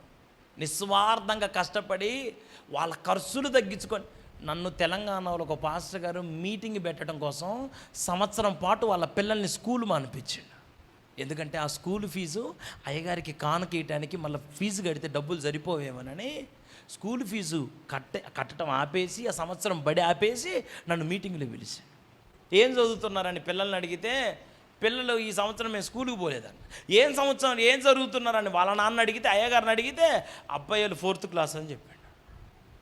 అయ్యగారు అబద్ధం చెప్పిండు, పిల్లలు నిజం చెప్పాడు. అయ్యగారికి ఆయన బాధ నాకు చెప్పటం ఇష్టం లేక, ఎందుకులే అయ్యగారికి అన్నీ చెప్పకూడదు మనమని. నాకు ఈ సేవలో నేను వాక్యం చెప్పడానికి పెద్ద పెద్ద సంఘాలకి పోయి, జ్యోతిరాజు పాస్టర్ గారు ఏలూరు చేసి వాళ్ళ దగ్గరికి పోయినా, బేర్షబామి ఏలూరు వాళ్ళ దగ్గర, నేను పెద్ద పెద్ద సంఘాలలో వాక్యం చెప్పి చాలా దేశాలకు పోయినా, చాలా రాష్ట్రాల్లో పనిచేసిన, ఎన్నో దేశాలకి దేవుడు పోవటానికి దేవుడు ఇప్పటికీ నాకు కార్యాలు చేసి ద్వారాలు తెలిసి, మళ్ళీ ఈ నెలలో కూడా బెహ్రెయిన్ దేశం వెళ్తున్నా రేపు 14వ తారీఖు నుంచి. అమెరికా వీసా పనిలో ఉంది. నేను చాలా దేశాల్లో పనిచేస్తున్నా. నాకు ఇన్ని దేశాలు పోయి, ఇన్ని ప్రాంతాల్లో పోయి కొన్ని లక్షల రూపాయలు నా కానుకిచ్చిన నాకు అంత బరువు అనిపించలేదు. కానీ ఆయన నాకు 15,000 ఇచ్చి నా కానుక నేను మొయ్యలేకపోయానండి. 15,000 ఇచ్చాడు ఆయన. ఒక గంట సేపు వాక్యం చెప్పి వచ్చినందుకు. అమ్మగారి చీర చూస్తే ఇది ఇట్లా చీరని పట్టుకొని ఇట్లా అంటే పర్రమని చిరిగిపోయింది, ముడతలు ముడతలు పడింది అమ్మగారు కట్టుకున్న చీర. నేనంత తిక్కలోన్నా, నాకు తెలియదా? సేవకుని బాధ నాకు తెలియదండి. అంత వేదనలో ఉండి ఆయన భార్య చీర చూసుకోకుండా, ఆయన గుడ్డలు చూసుకోకుండా, ఆయన వేసుకున్న ఫ్యాంట్కి సొక్కకు అసలు పొంతనే లేదు. ఫ్యాంట్ ఒక రంగులో ఉంటే సొక్క ఇంకో రంగులో ఉంది. కాలర్ దగ్గర మొత్తం దారాలు దారాలు వచ్చినాయి. ఏందండి సేవ ఎట్ట జరుగుతుంది? భారం కలిగిన దైవజనులు తగ్గిపోతున్న కాలంలో ఉన్నాం. నేను నమ్ముతున్నాను. నేను వచ్చేటప్పుడు నన్ను ఒక తమ్ముడు తీసుకొని వచ్చాడు. అయ్యా మాకు మంచి అయ్యగారు, అయ్యా మంచి ఆత్మ సంబంధమైన ఒక తమ్ముడు, మరి నాకు కనపడలేదు కానీ అయ్యా కష్టపడి సేవ చేస్తారయ్యా. అసలు మేము సువార్త అన్నాం, ఇంకోటి కాదయ్యా. వాళ్ళ ప్రవర్తనను చూసి, వాళ్ళు ఏవో వయసులో చిన్నోళ్ళు లేపేళ్ళు అట్లా అనుకున్న వాళ్ళం, వాళ్ళ ప్రవర్తనను చూసి మేము దేవుణ్ణి నమ్ముకున్నామయ్యా అన్నాను. నేను చాలా నా కాలు చేతులని సలబడ్డాయి. అబ్బా ఎంత మంచి, అందుకోసమే నేను దేవుడు ఇట్లాంటి వాళ్ళని నాలాంటి వాళ్ళు కలుపుతాడులే అనిపించింది నా ప్రాణానికి. మంచి దైవజనుడిని సాక్ష్యం. నేను ఆ ఒక్క మొక్క విన్నందుకు నేను ఎంత స్తుతించినో ప్రభుకి. నేను చాలా సంఘాలకి పోతూ ఉంటా, ఎన్నో సంఘాలను చూస్తుంటాను. భారం లేదేం లేదు. మీ దగ్గరన్న ఇక్కడే తుని దగ్గరలో ఒక మీటింగ్ పెడితే, క్రిస్మస్కి మీటింగ్ పెడితే 10 నిమిషాలే వాక్యం చెప్పండి అయ్యగారు అని చెప్పి నాకు 25,000 రూపాయలు కానుకంటే నేనన్నా 10 రూపాయలు 10 నిమిషాలలో నేను వాక్యం ఎట్ట చెప్పాలయ్యా? 10 నిమిషాల్లో చెప్పాలా? నువ్వు 10,000 20,000 వద్దు, 25,000 వద్దు, నీకు దండం పెడతా, నేను రాలేనయ్యా.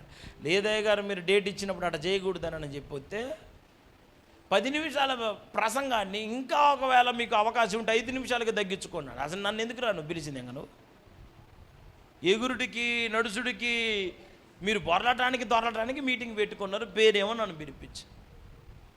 ఆ డబ్బు తీసుకుంటే నాకు శాపం కాదు?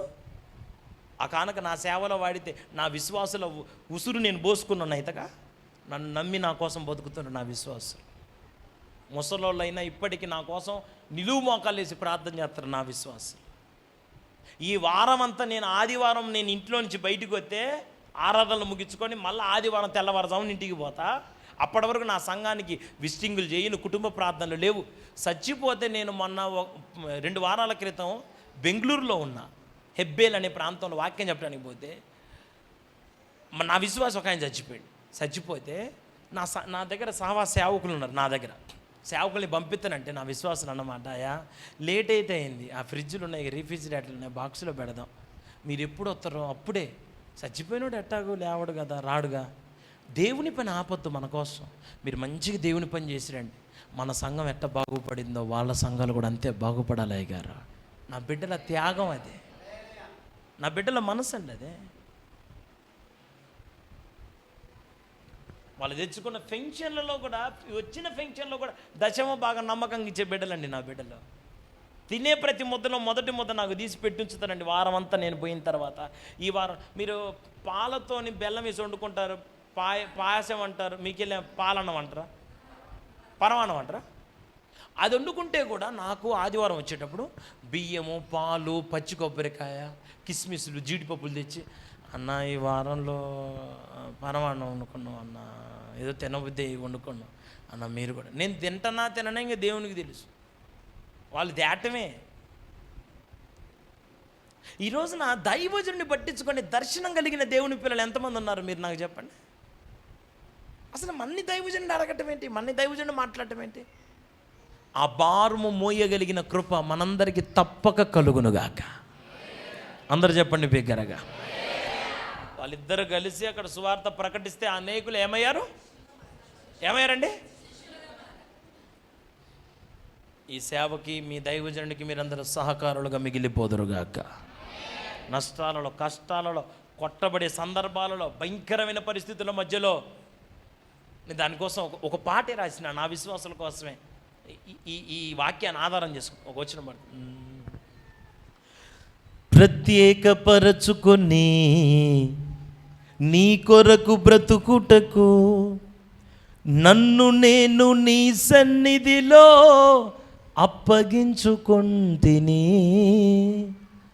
ప్రత్యేకపరచుకొని నీ కొరకు బ్రతుకుటకు నన్ను నేను నీ సన్నిధిలో అప్పగించుకొంటిని.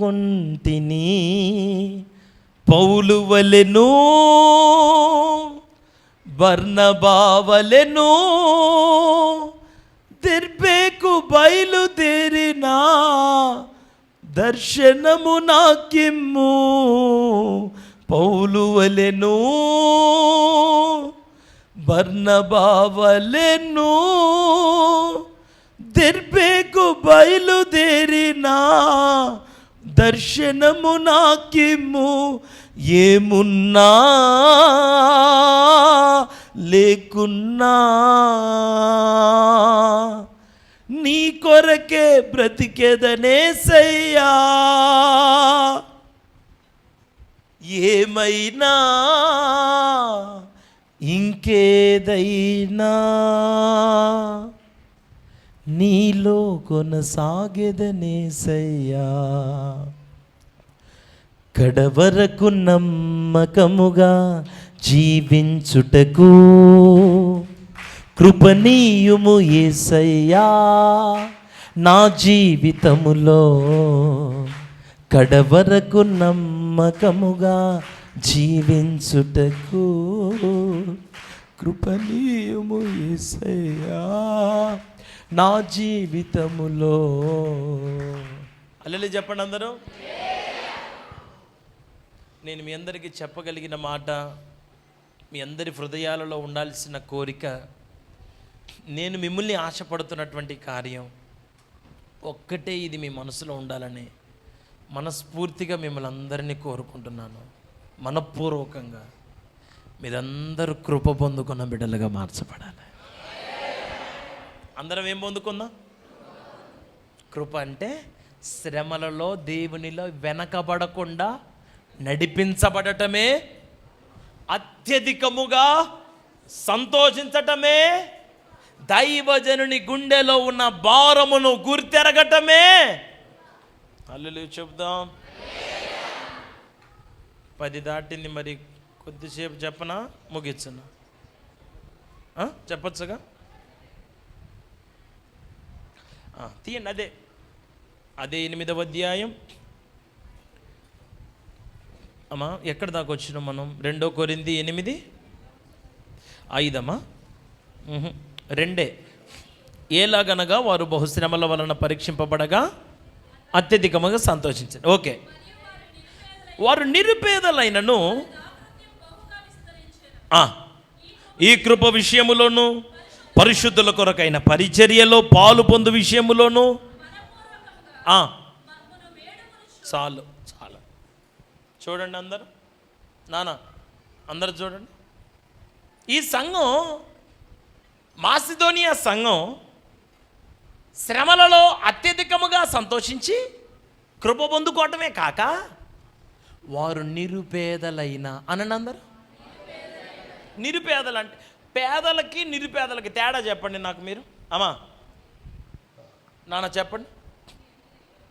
పేదలంటే ఎవరు? ఒకటి ఉంటే ఒకటి లేనోళ్ళు పేదోళ్ళు. నిరుపేదలంటే మాసిదోనియా సంఘస్థులు ఎవరంట? కానీ వాళ్ళ దాతృత్వం ఎట్లంట? బహుగా. దేవునికి ఇచ్చే విషయంలో, సేవలో దేవునికి సహకరించే విషయంలో వాళ్ళు ఎట్లున్నారంట? బహుగా. అనండి అందరూ. నేను మీకు టాప్ సీక్రెట్ చెప్తా, అందరు మనసులో పెట్టుకోండి. మీరు దైవికంగానండి ఈ మాటలు మంచి మనసుతో మీరండి. మీరు బాగుపడటానికి ఈ మాటలు చెబుతున్నా. కానుకల గురించో మీ డబ్బు నిజండి. నేను శ్రీలంక పోయినా వాక్యం చెప్పడానికి. శ్రీలంక కొలంబో ఎయిర్పోర్ట్లో దిగితే బాగా దాహం అవుతుంది. వింటున్నారు కదా అందరూ? దాహం అవుతుంటే మన 500 రూపాయల నోటు ఉంది కదా, ఆ నోటు వాళ్ళకి ఇచ్చి నాకు వాటర్ బాటిల్ ఇవ్వండి అని అక్కడ ఎయిర్పోర్ట్లో ఉన్న వాళ్ళు ఉంటారు కదా షాప్ వాళ్ళు, ఆ స్టాల్ వాళ్ళని నేను అడిగితే వాళ్ళు నాకు చెప్పిన మాట ఏంటితో చెప్పిన, నీ డబ్బులు పనికిరావు బాబు, నీ డబ్బులు శ్రీలంకన్ డబ్బుల్లోకి మార్చుకుంటే, శ్రీలంక రూపీస్లోకి నువ్వు మార్చుకుంటే అప్పుడు నీ డబ్బులు చెల్లుతాయి, కానీ ఇట్లా నీ భారతదేశం డబ్బులు మా దగ్గర చెల్లవా. ఇప్పుడు శ్రీలంక మన భారతదేశం పక్కన చిన్న నీటి బిందువులాగా ఉంటుంది పక్కన. ఏ నుంచి ఆడికి పోతేనే మన డబ్బులు జలవైతే నువ్వు ఇచ్చే డబ్బులు పరలోకానికి ఏ మూలకి దేనికి సరిపోతాయి, దేనికి వస్తాయి నాకు చెప్పు. డబ్బులు మనము దేవునికి ఇవ్వటం అంటే, ఇవ్వటంలోనే నువ్వు దేవునికి భయపడితే నువ్వు దేవునికి ఇస్తావు. దేవుని భయం కలిగిన వాళ్ళే దేవునికి ఇచ్చే వ్యక్తులుగా మార్చబడు. దానికి ఎట్లనో చెప్పనా, మీకు రుజువు చెప్తా, నేను నోటి మాట చెప్పను. ఆదికాండం 22వ అధ్యాయంలో అబ్రహాం కొడుకునిచ్చిండమ్మా బలిగా. నాన్న ఏం మాట్లాడట్లేదు మీరు, నాకు ఇచ్చారా? 22వ అధ్యాయం చూడండి అమ్మ, ఎక్కడది? నీకు ఒక్కడైన నీ కుమారుని వెనుదీయలేదు గనక 12 అమ్మ. అప్పుడు ఆయన, ఆ చిన్నవాని మీద చెయ్యి వేయకము, అతనేమి చెయ్యొద్దు, నాకియ్య వెనుదీయలేదు గనక. అదమ్మా పాయింట్, అదే నాన్న, నువ్వు నాకు ఇయ్యటం వెనుక తీయలేదు కాబట్టి. అంటే దేవునికి భయపడినోడు దేవునికి ఇచ్చే విషయంలో వెనకాడ్డానేగా, అవునా కదా? మరి నేను విషయం చెప్తాను. మా నాన్నగారు పాస్టర్ గారమ్మా, వినండి అందరూ, నేను పాస్టర్ గారు వాళ్ళ అబ్బాయిని. విశాఖపట్నం స్టీల్ ప్లాంట్లో మా నాన్నగారు ఆఫీసర్, గెస్టెడ్ ఆఫీసర్, మంచిగా ఉన్నతమైన స్థితిలో ఉన్న ఒక ఉద్యోగస్తుడు నా తండ్రి. దేవుడి సేవ కోసం అని చెప్పి పిలిస్తే, మాకు బంధువులు రక్త సంబంధికులు ఎవ్వరు లేని మాచర్ల, పల్నాడు జిల్లా మాచర్ల నియోజకవర్గం, మీకు దాదాపుగా ఇది ఎప్పటికీ హాట్ న్యూస్గానే ఉంటుంది. మాచర్ల ఊరు బాగా మారుమోగిద్ది, ఇంకా మొన్న ఎలక్షన్లు అయితే ఇంకా మారుమోగిద్ది. ఎందుకంటే గొడ్డలతో నరుక్కోటాలు మా ఊర్లో ఎక్కువ. చిన్న చిన్న గొడవలు జరిగితే గొడ్డలతో నరుక్కుంటారు, చాలా క్రూరంగా ఉంటారు. అటువంటి ఊరికి మా నాన్నని సేవకు పంపించాడు. మా అమ్మ 2 చీరలతో సంసారం చేసింది. వినాలి అందరూ, వింటున్నారుగా అందరూ? బోరింగులు తెలుసా? కొట్టే బోరింగులు అసలు ఉన్నాయా ఇప్పుడు? కొట్టే బోరింగులు, చేతి బోరింగులు. ఆ చేతి బోరింగు ఆ కాలంలో 2 గంటలు కొడితే బిందె నిండిద్ది, బిందెకి సగం. 2 గంట ఏదన్నా శబ్దం వచ్చాను పడ్డరా? సరే సరే. ఊరే నువ్వు ఉరికినావు, నా గుండె గుబ్బేలు అనిపించినావు కదరా. అల్లెలే చెప్పండి. సరే ఆమా వినండి, సరేలే. 2 గంటలు బోరింగ్ కొడితేనమ్మా బిందె నీళ్ళు, బిందె నీళ్ళతోని మేము స్నానాలు చేయాలి, బిందె నీళ్ళతోనే మాకు గొడవలు ఉతకాలి, బిందె నీళ్ళతోనే మాకు అన్ని పనులకు అయ్యాయి బిందె నీళ్ళు. ఎందుకంటే మేము ఒక్కళ్ళమే ఇంకా 2 గంటలు కొట్టుకుంటే మరి మిగతా వాళ్ళకి కావాలిగా. మాకు 2 గంటలే అవకాశం. మా నాన్న సేవలోకి వచ్చిన తర్వాత ముసలోళ్ళు ముసలమ్మతక వాళ్ళు వీళ్ళు వస్తే, ఆ కాలంలో నూకలన్నం తెలుసమ్మా? నూకలన్నం మా కానుకొస్తే, నేను నాకు తమ్ముడు ఒకడు, వాడు నేను, మేమిద్దరం కలిసి ఆ నూకలన్నం తినటానికి మా వరకే సరిపోయేది. ఇక మా నాన్నగారికి ఉండేది కాదు. మా నాన్నగారు చింత చిగురు తిని మంచినీళ్ళు తాగి పండుకునేవాడు రోజు. నాకు ఊహన్నంత వరకు నేను చూసి,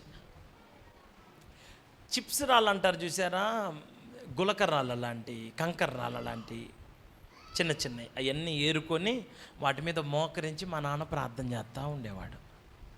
అన్నం అనేది తినేవాడు కాదు, ఉండేది కాదు. ఇవన్నీ చూసుకుంటూ పెరిగిన నేను. ఆ కాలంలో కానుక 5 రూపాయల నోట్లు ఉండే, 5 రూపాయల నోట్లు. 5 రూపాయల నోటు చాలా టాపు ఆ కాలంలో, పెద్ద నోటు అది. 5,000 వచ్చినట్టు ఆ కాలానికి. 5 రూపాయల నోటు, 2 రూపాయల నోటు, రూపాయి నోటు, ఇటు నోట్లు. చిల్లరంతేమో మాకు, మా నాన్న తీర్మానం, చిల్లరేమో మాకు, మా కుటుంబ అవసరాలకి, నోట్లేమో దేవునికి. ఉన్న నోట్లన్నిటినీ ఎవరైనా పాస్టర్ గారు మామూలుగా మా ఇంటికి వచ్చేవాళ్ళు పలకరీయటానికి, వాళ్ళకి చక్కగా కొన్ని కోసి వాళ్ళకి ఆ ఉన్న నూకలతోనే అన్నం వండి పెట్టి వాళ్ళు భోజనం చేసిన తర్వాత వాళ్ళకి కానుక ఇచ్చి పంపించాం. కానుక ఎట్టిచ్చేవాడు చెప్పనా? ఉన్న డబ్బులన్నీ తీసి రబ్బర్ బ్యాండ్ కట్టి వాళ్ళ చేతిలో పెట్టి పంపించాం.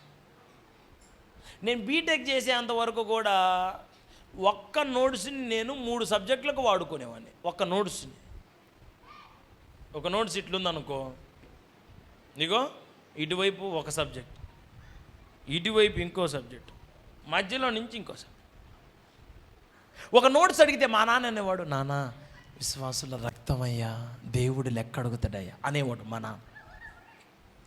దేవుని సేవకులు వస్తేనేమో కట్టలు కట్టలు కట్టలు కట్టలు రబ్బర్ బ్యాండ్లు వేసి ఇచ్చేవాడు.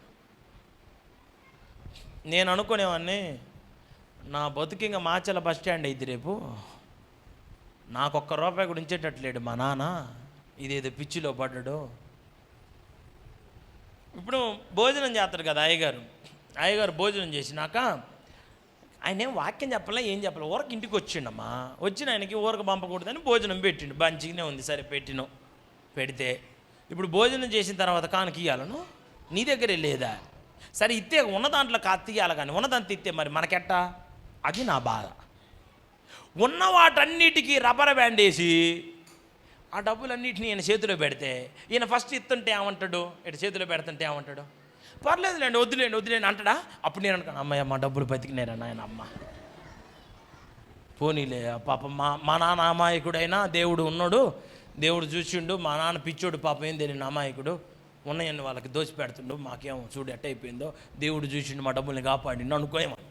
మొదట వద్దంటారు కదా, వద్దన్నప్పుడు మా నాన్న అనేవాడు, అయ్యా ఒక దైవజనుడి ఇంటికి వచ్చినప్పుడు, దైవజనుడు వచ్చిందంటే దేవుడు నా ఇంటికి వచ్చినట్టు, నేను నీకు కాదు ఇస్తుంది, నా దేవునికి ఇస్తుంది, దేవుడు తీసుకుంటున్నాడు కాబట్టి నాకు 100 అంతలుగా ఇస్తాడు అనేవాడు. పట్టుకోండి అట్ట వద్దనొద్దు పట్టండి అని చెప్పి 2సారికి ఆయన తీసుకునేవాడు. నేను ఇంకా చూసుకో ఇక స్టాక్ మార్కెట్లో సెన్సెస్ ఎంత డౌన్ అయిపోయి కింద పడితే ఎంత వెలవెల్లాడతారో, మీ కనుక చేప కనుక రేటు రాకపోతే ఎట్ట మీరు తెప్పలు పడతారు, రొయ్యలకి రేటు రాకపోతే మీరు ఎంత అగసాట్లు పడతారో, మీకు మీ తెప్పలు మీ ఆయా మీరు ఎట్ట తెప్పలు పడుతుంటారో, మీకు డబ్బులు పడకపోతే మీకు ఎంత బాధో అంత బాధపడేవాడు. అమ్మా నేను అనుకునేవాడిని, మా నాన్నకంటే బుద్ధి లేదు, ఈ పాస్టర్ కన్నా బుద్ధి జ్ఞానం ఉండాలగా. ఊరి బయట బతుకుతుండు, గుడిసెలో బతుకుతుండు, మయ్య ఉద్యోగాన్ని విడిచిపెట్టుకొని స్టీల్ ప్లాంట్లో వచ్చిండు, సరైన గుడ్డ లేక మా నాన్న సొక్క సంకలు జినిగితే మా అమ్మ పొట్లం కట్టడానికి దారపొండలు వస్తాయి చూసిండ్రా, మందడిది దారపొండ తెల్లది, ఏది మీకు ఇక్కడ జొట్టరా మరి అట్ట చూస్తారు, నాకు అయ్యే మరి అందుకే నాకు ఒళ్ళు మండేది. మరి లావు మందవి ఉండవా నాన్న, మందం కొన్న ఆ దారపొండతోని ఎడ సుదితోని మా అమ్మ కొట్టడం. అసలు ప్రపంచంలో అంత దారపొండతో కట్టుకున్న స్టాండర్డ్ సొక్క ఇంకెక్కడ లేదు, మా నాన్నదే ఉంటుంది. మా వరకు వస్తేనేమో అట్ట, సేవకులు వస్తేనేమో ఇట్ట.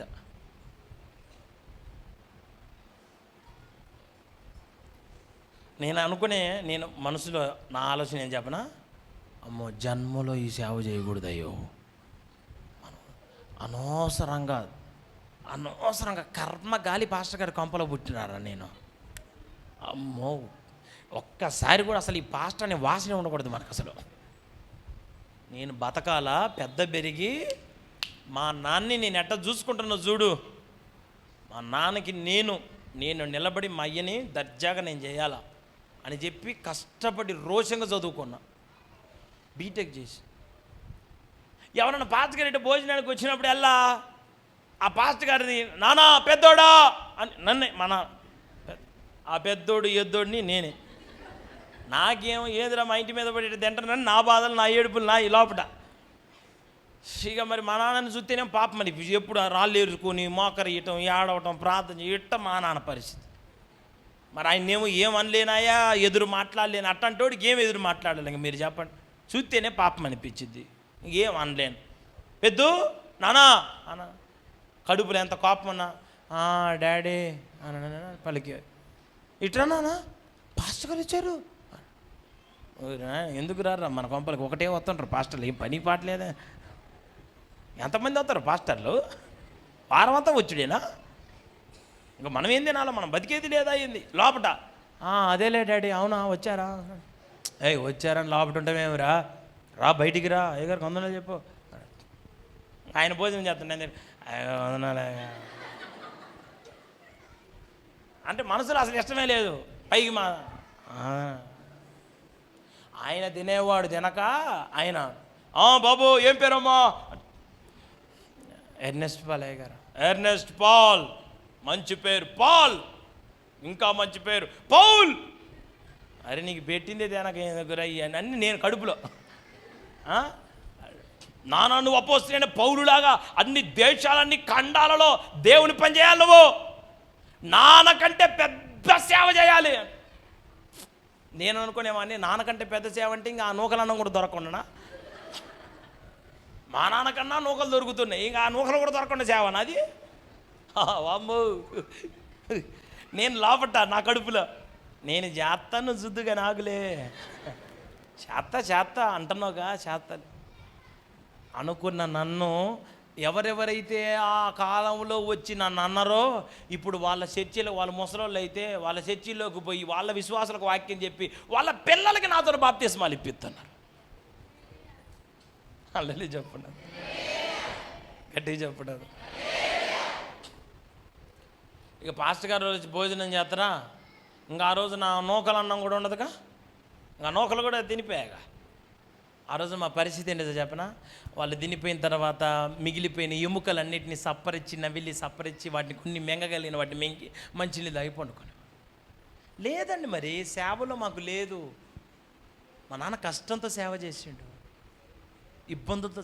ఈ రోజున అందరూ అనుకునేది ఎర్నెస్ట్ పాల్ అయ్యగారికి ఎకరం స్థలం, 120 పొడుగు 60 వెడల్పు మందిరం. హల్లెలూయా.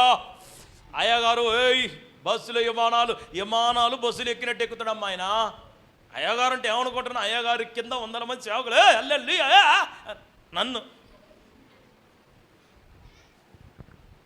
దానికోసం ఏడిసి సచ్చి పిరికెడి దుమ్మైందేమో మా నాన్న. సొమ్మొకటిది సోకొకటిది అంటే నాది. షాకిరి అంతా అయింది, సోకు అంతా నాది. అన్నం దొరకటానికి వీలు లేని కాలంలో కష్టపడి సేవ చేసిండు. అన్నం దొరికేట ఆయనకేమో ఒంట్లోకి రోగాలు వచ్చినాయి, ఆయనకి తినటానికి లేదు. అప్పుడేం తిందామంటే లేదు, ఇప్పుడు తిందామంటే ఆరోగ్యం సహకరించాడు. 2022 మార్చి 7వ తారీఖు నాడు మా నాన్నగారు చనిపోయారు. నేను ఎందుకు ఈ మాటలని చెబుతున్నానంటే ఈ సేవని విరక్తిగా భావించినోని నేను, ఈ సేవ చేయకూడదని కోరుకున్నాను నేను. మా నాన్నగారు ఆ రోజున ఇచ్చిన కానుక నాకు ఆ విలువ అర్థం కాలే, నాకు తెలియలే.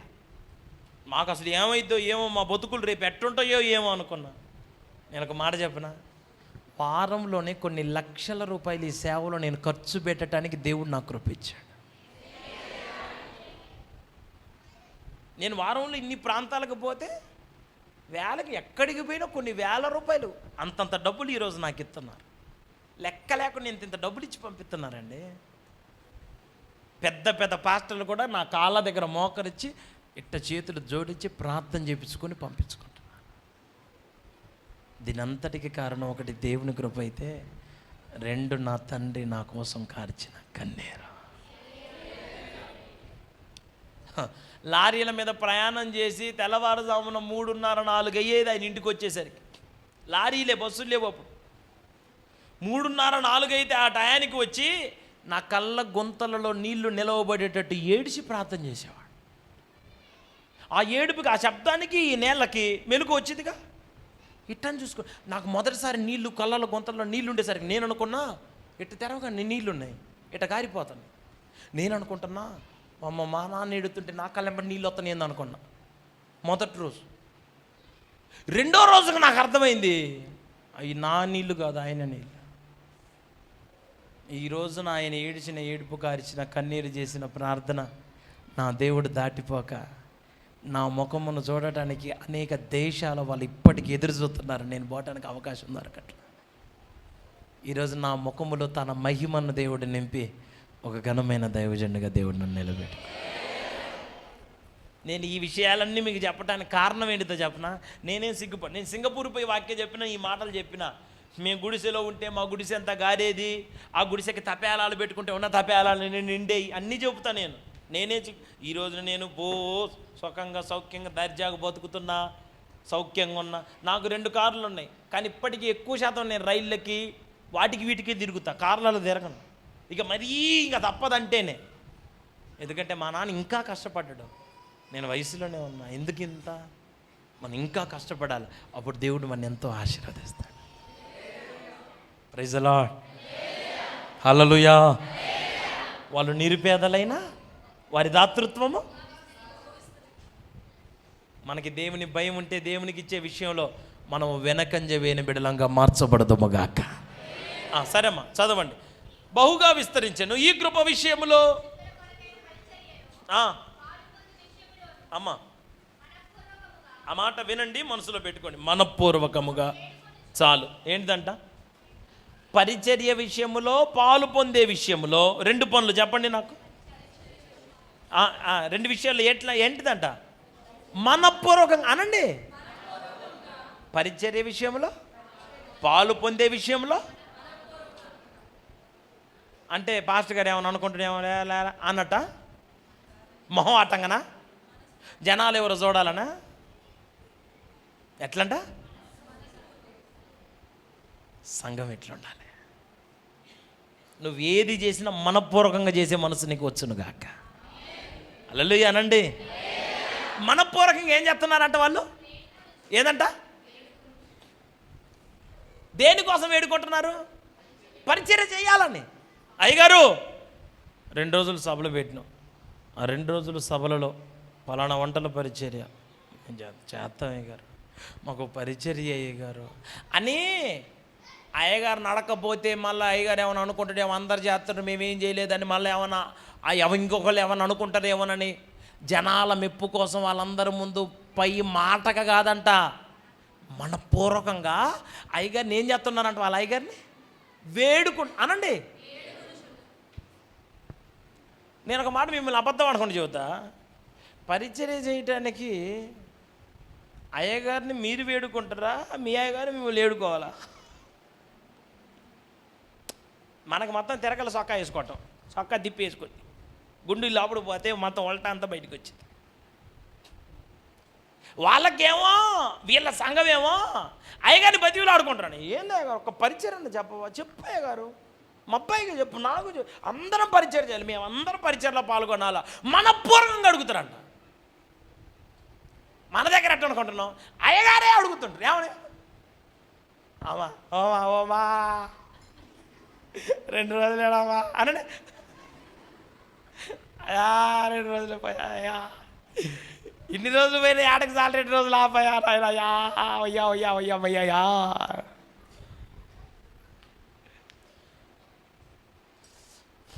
ఈ 2 రోజులు ఆపితే దేవుడు నీకు ఇంకా 100 ఇస్తాడు. అయ్యా అయ్యా. దానికి మళ్ళా లింక్ డాక్యుమెంట్లు, ఇన్ని వాగ్దానాలని లింక్ డాక్యుమెంట్లు గట్టి నీకు చెబితే అప్పుడు కాస్త ఆ 2 రోజులు అడప కనిపించిపోతాం. సంఘం ఎట్టుండాలో తెలుసుకోండి. సంఘానికి ఉండాల్సిన మనసు ఏంటిదో తెలుసుకోండి. మనపూర్వకముగా అనండి అందరూ. ఏం చేయాలంట? మనకు ఆయన చెప్పటం కాదు, మనమే అడగాలంట, బతిమిలా ఆడాలంట. మీరు ఏ విషయాల కోసం బతిమిలా ఆడతారు మీరు చెప్పండి. అయ్యగారు 2 రోజుల్లో 1 రోజు వస్తుంది.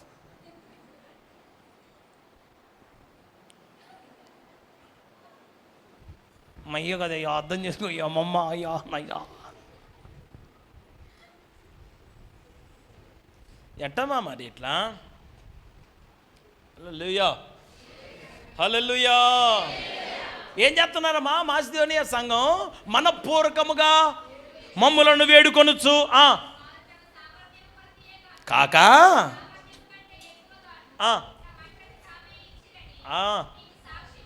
హల్లెలూయా చెప్పండి అందరూ. ఇది ఒక్క మాట చెప్పి ముగిస్తా. ఇటు చూడండి అమ్మా, వాళ్ళు వేడుకుంటుంది దేనికోసం చెప్పండి? పరిచర్య. అనండి. అందరు అన్నారా? దేనికోసం వేడుకుంటున్నారు? ఇప్పుడు చాలా సంఘాల్లో నేను పోతుంటా కదా, గమనిస్తుంటా. ఇక్కడ స్టేజ్ దగ్గర కూర్చుంటే ఆ స్టేజ్ పక్కన నుంచి వాళ్ళు, అయ్యగారు అమ్మాయి చివరి పాట పాడితే, అబ్బాయి చివరి పాట పాడుతున్నా, అమ్మాయి పాట పాడితే అయ్యగారు అబ్బాయి పాడుతాడు.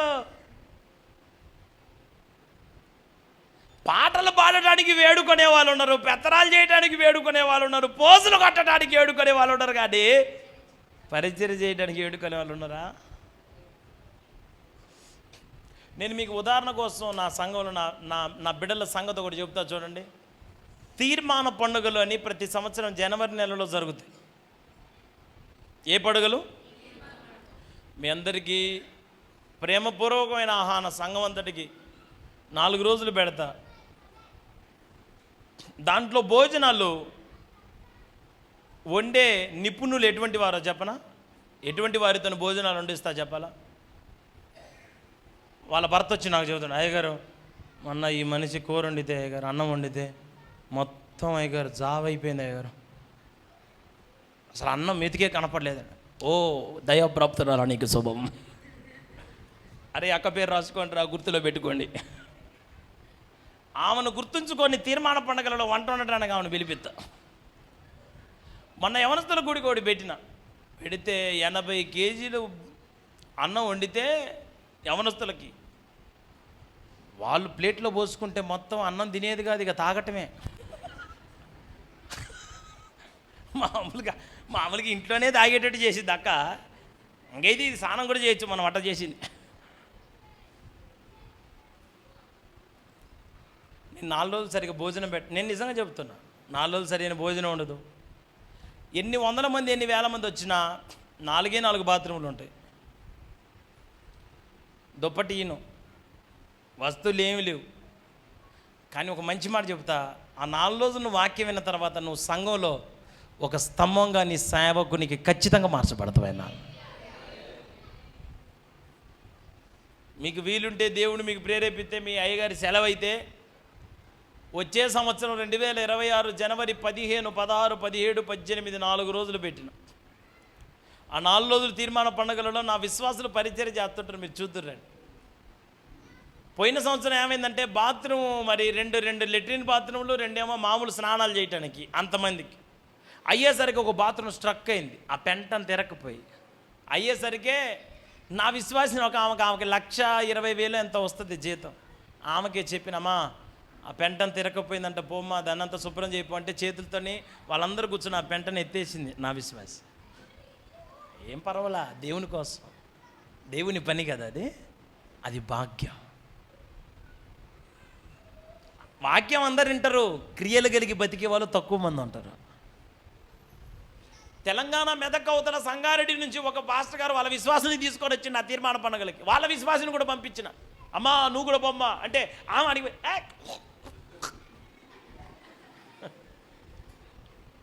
కూర్చున్న వాళ్ళకి సిగ్గులేదా,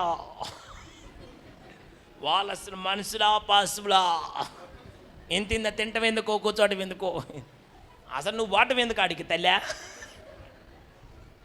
నువ్వు లేనిపోని సేరు వాకమంతా చేయటానికి. నాకు నా విశ్వాసి ఆమె చేసుకుంటా ఆమెకి ఫోను మాట్లాడేదానికి ఇంట్లో పని మనిషి ఆమెకు వచ్చింది. ఇంట్లో పని మనిషి వచ్చి ఆమె ఫోన్ చెవి దగ్గర పెట్టింది. ఆమెకి అమ్మగారు మీకు ఫోన్ వచ్చిందని. ఫోన్ మాట్లాడటం అయిపోయిన తర్వాత ఏం అడిగిందంట తెలంగాణ, ఏంటిది ఆమె నిన్న అమ్మగారు అంటుంది నువ్వు కూడా సేవ చేస్తావా అని. లేదమ్మా నేను ఉద్యోగం చేసుకుంటా, నా ఇంట్లో పని మనిషి. నువ్వు పని మనిషియా, మరి నేను మామూలుగా నేనే పని మనిషిని, నీకేమో ₹1,00,000 పని చేద్దాం అవుతాయా? మరి ఏది మీ అయ్యగారు మిమ్మల్ని ఎట్టా పెంట ఎత్తేతండు? అమ్మ అది వాక్యక్రమం అమ్మా, అవసరమైతే మా అయ్యగారు వచ్చే నీ పరిచయం చేస్తాడమ్మా, అయినైనా చేస్తాడు. రండి మీకు కూడా మంచి అవకాశాలు ఇస్తాడు. రండి, ఖచ్చితంగా రావాలా. హృదయపూర్వకంగా మిమ్మల్ని ఆహ్వానిస్తున్నా. ఎవడరా నాయన వచ్చేది అన్నట్టు చూస్తాను. మీరు పెంటెత్తడానికి అంత దూరం మమ్మల్ని రమ్మంటారు. ఏం లేదు, మీకు జన్మభూమి ఉంది, జన్మభూమి సూపర్ ఫాస్ట్ ఎక్స్ప్రెస్ మీరు ఇక్కడ అన్నవరంలో ఎక్కచ్చు, తునిలో ఎక్కచ్చు, రెండిట్లో స్టాప్ ఉంది. ఈడెక్కితే మీరు ఇక్కడ ఉదయం మరి అది 7 8 ఉంటుంది, మీరు సాయంత్రం 3 4 దిగిపోతారు. అక్కడ నుంచి 1 గంటలో నా దగ్గరికి మాచర్ల వస్తారు. మీకు తేలిక ఉంది, ట్రైన్ రూట్ ఉంది.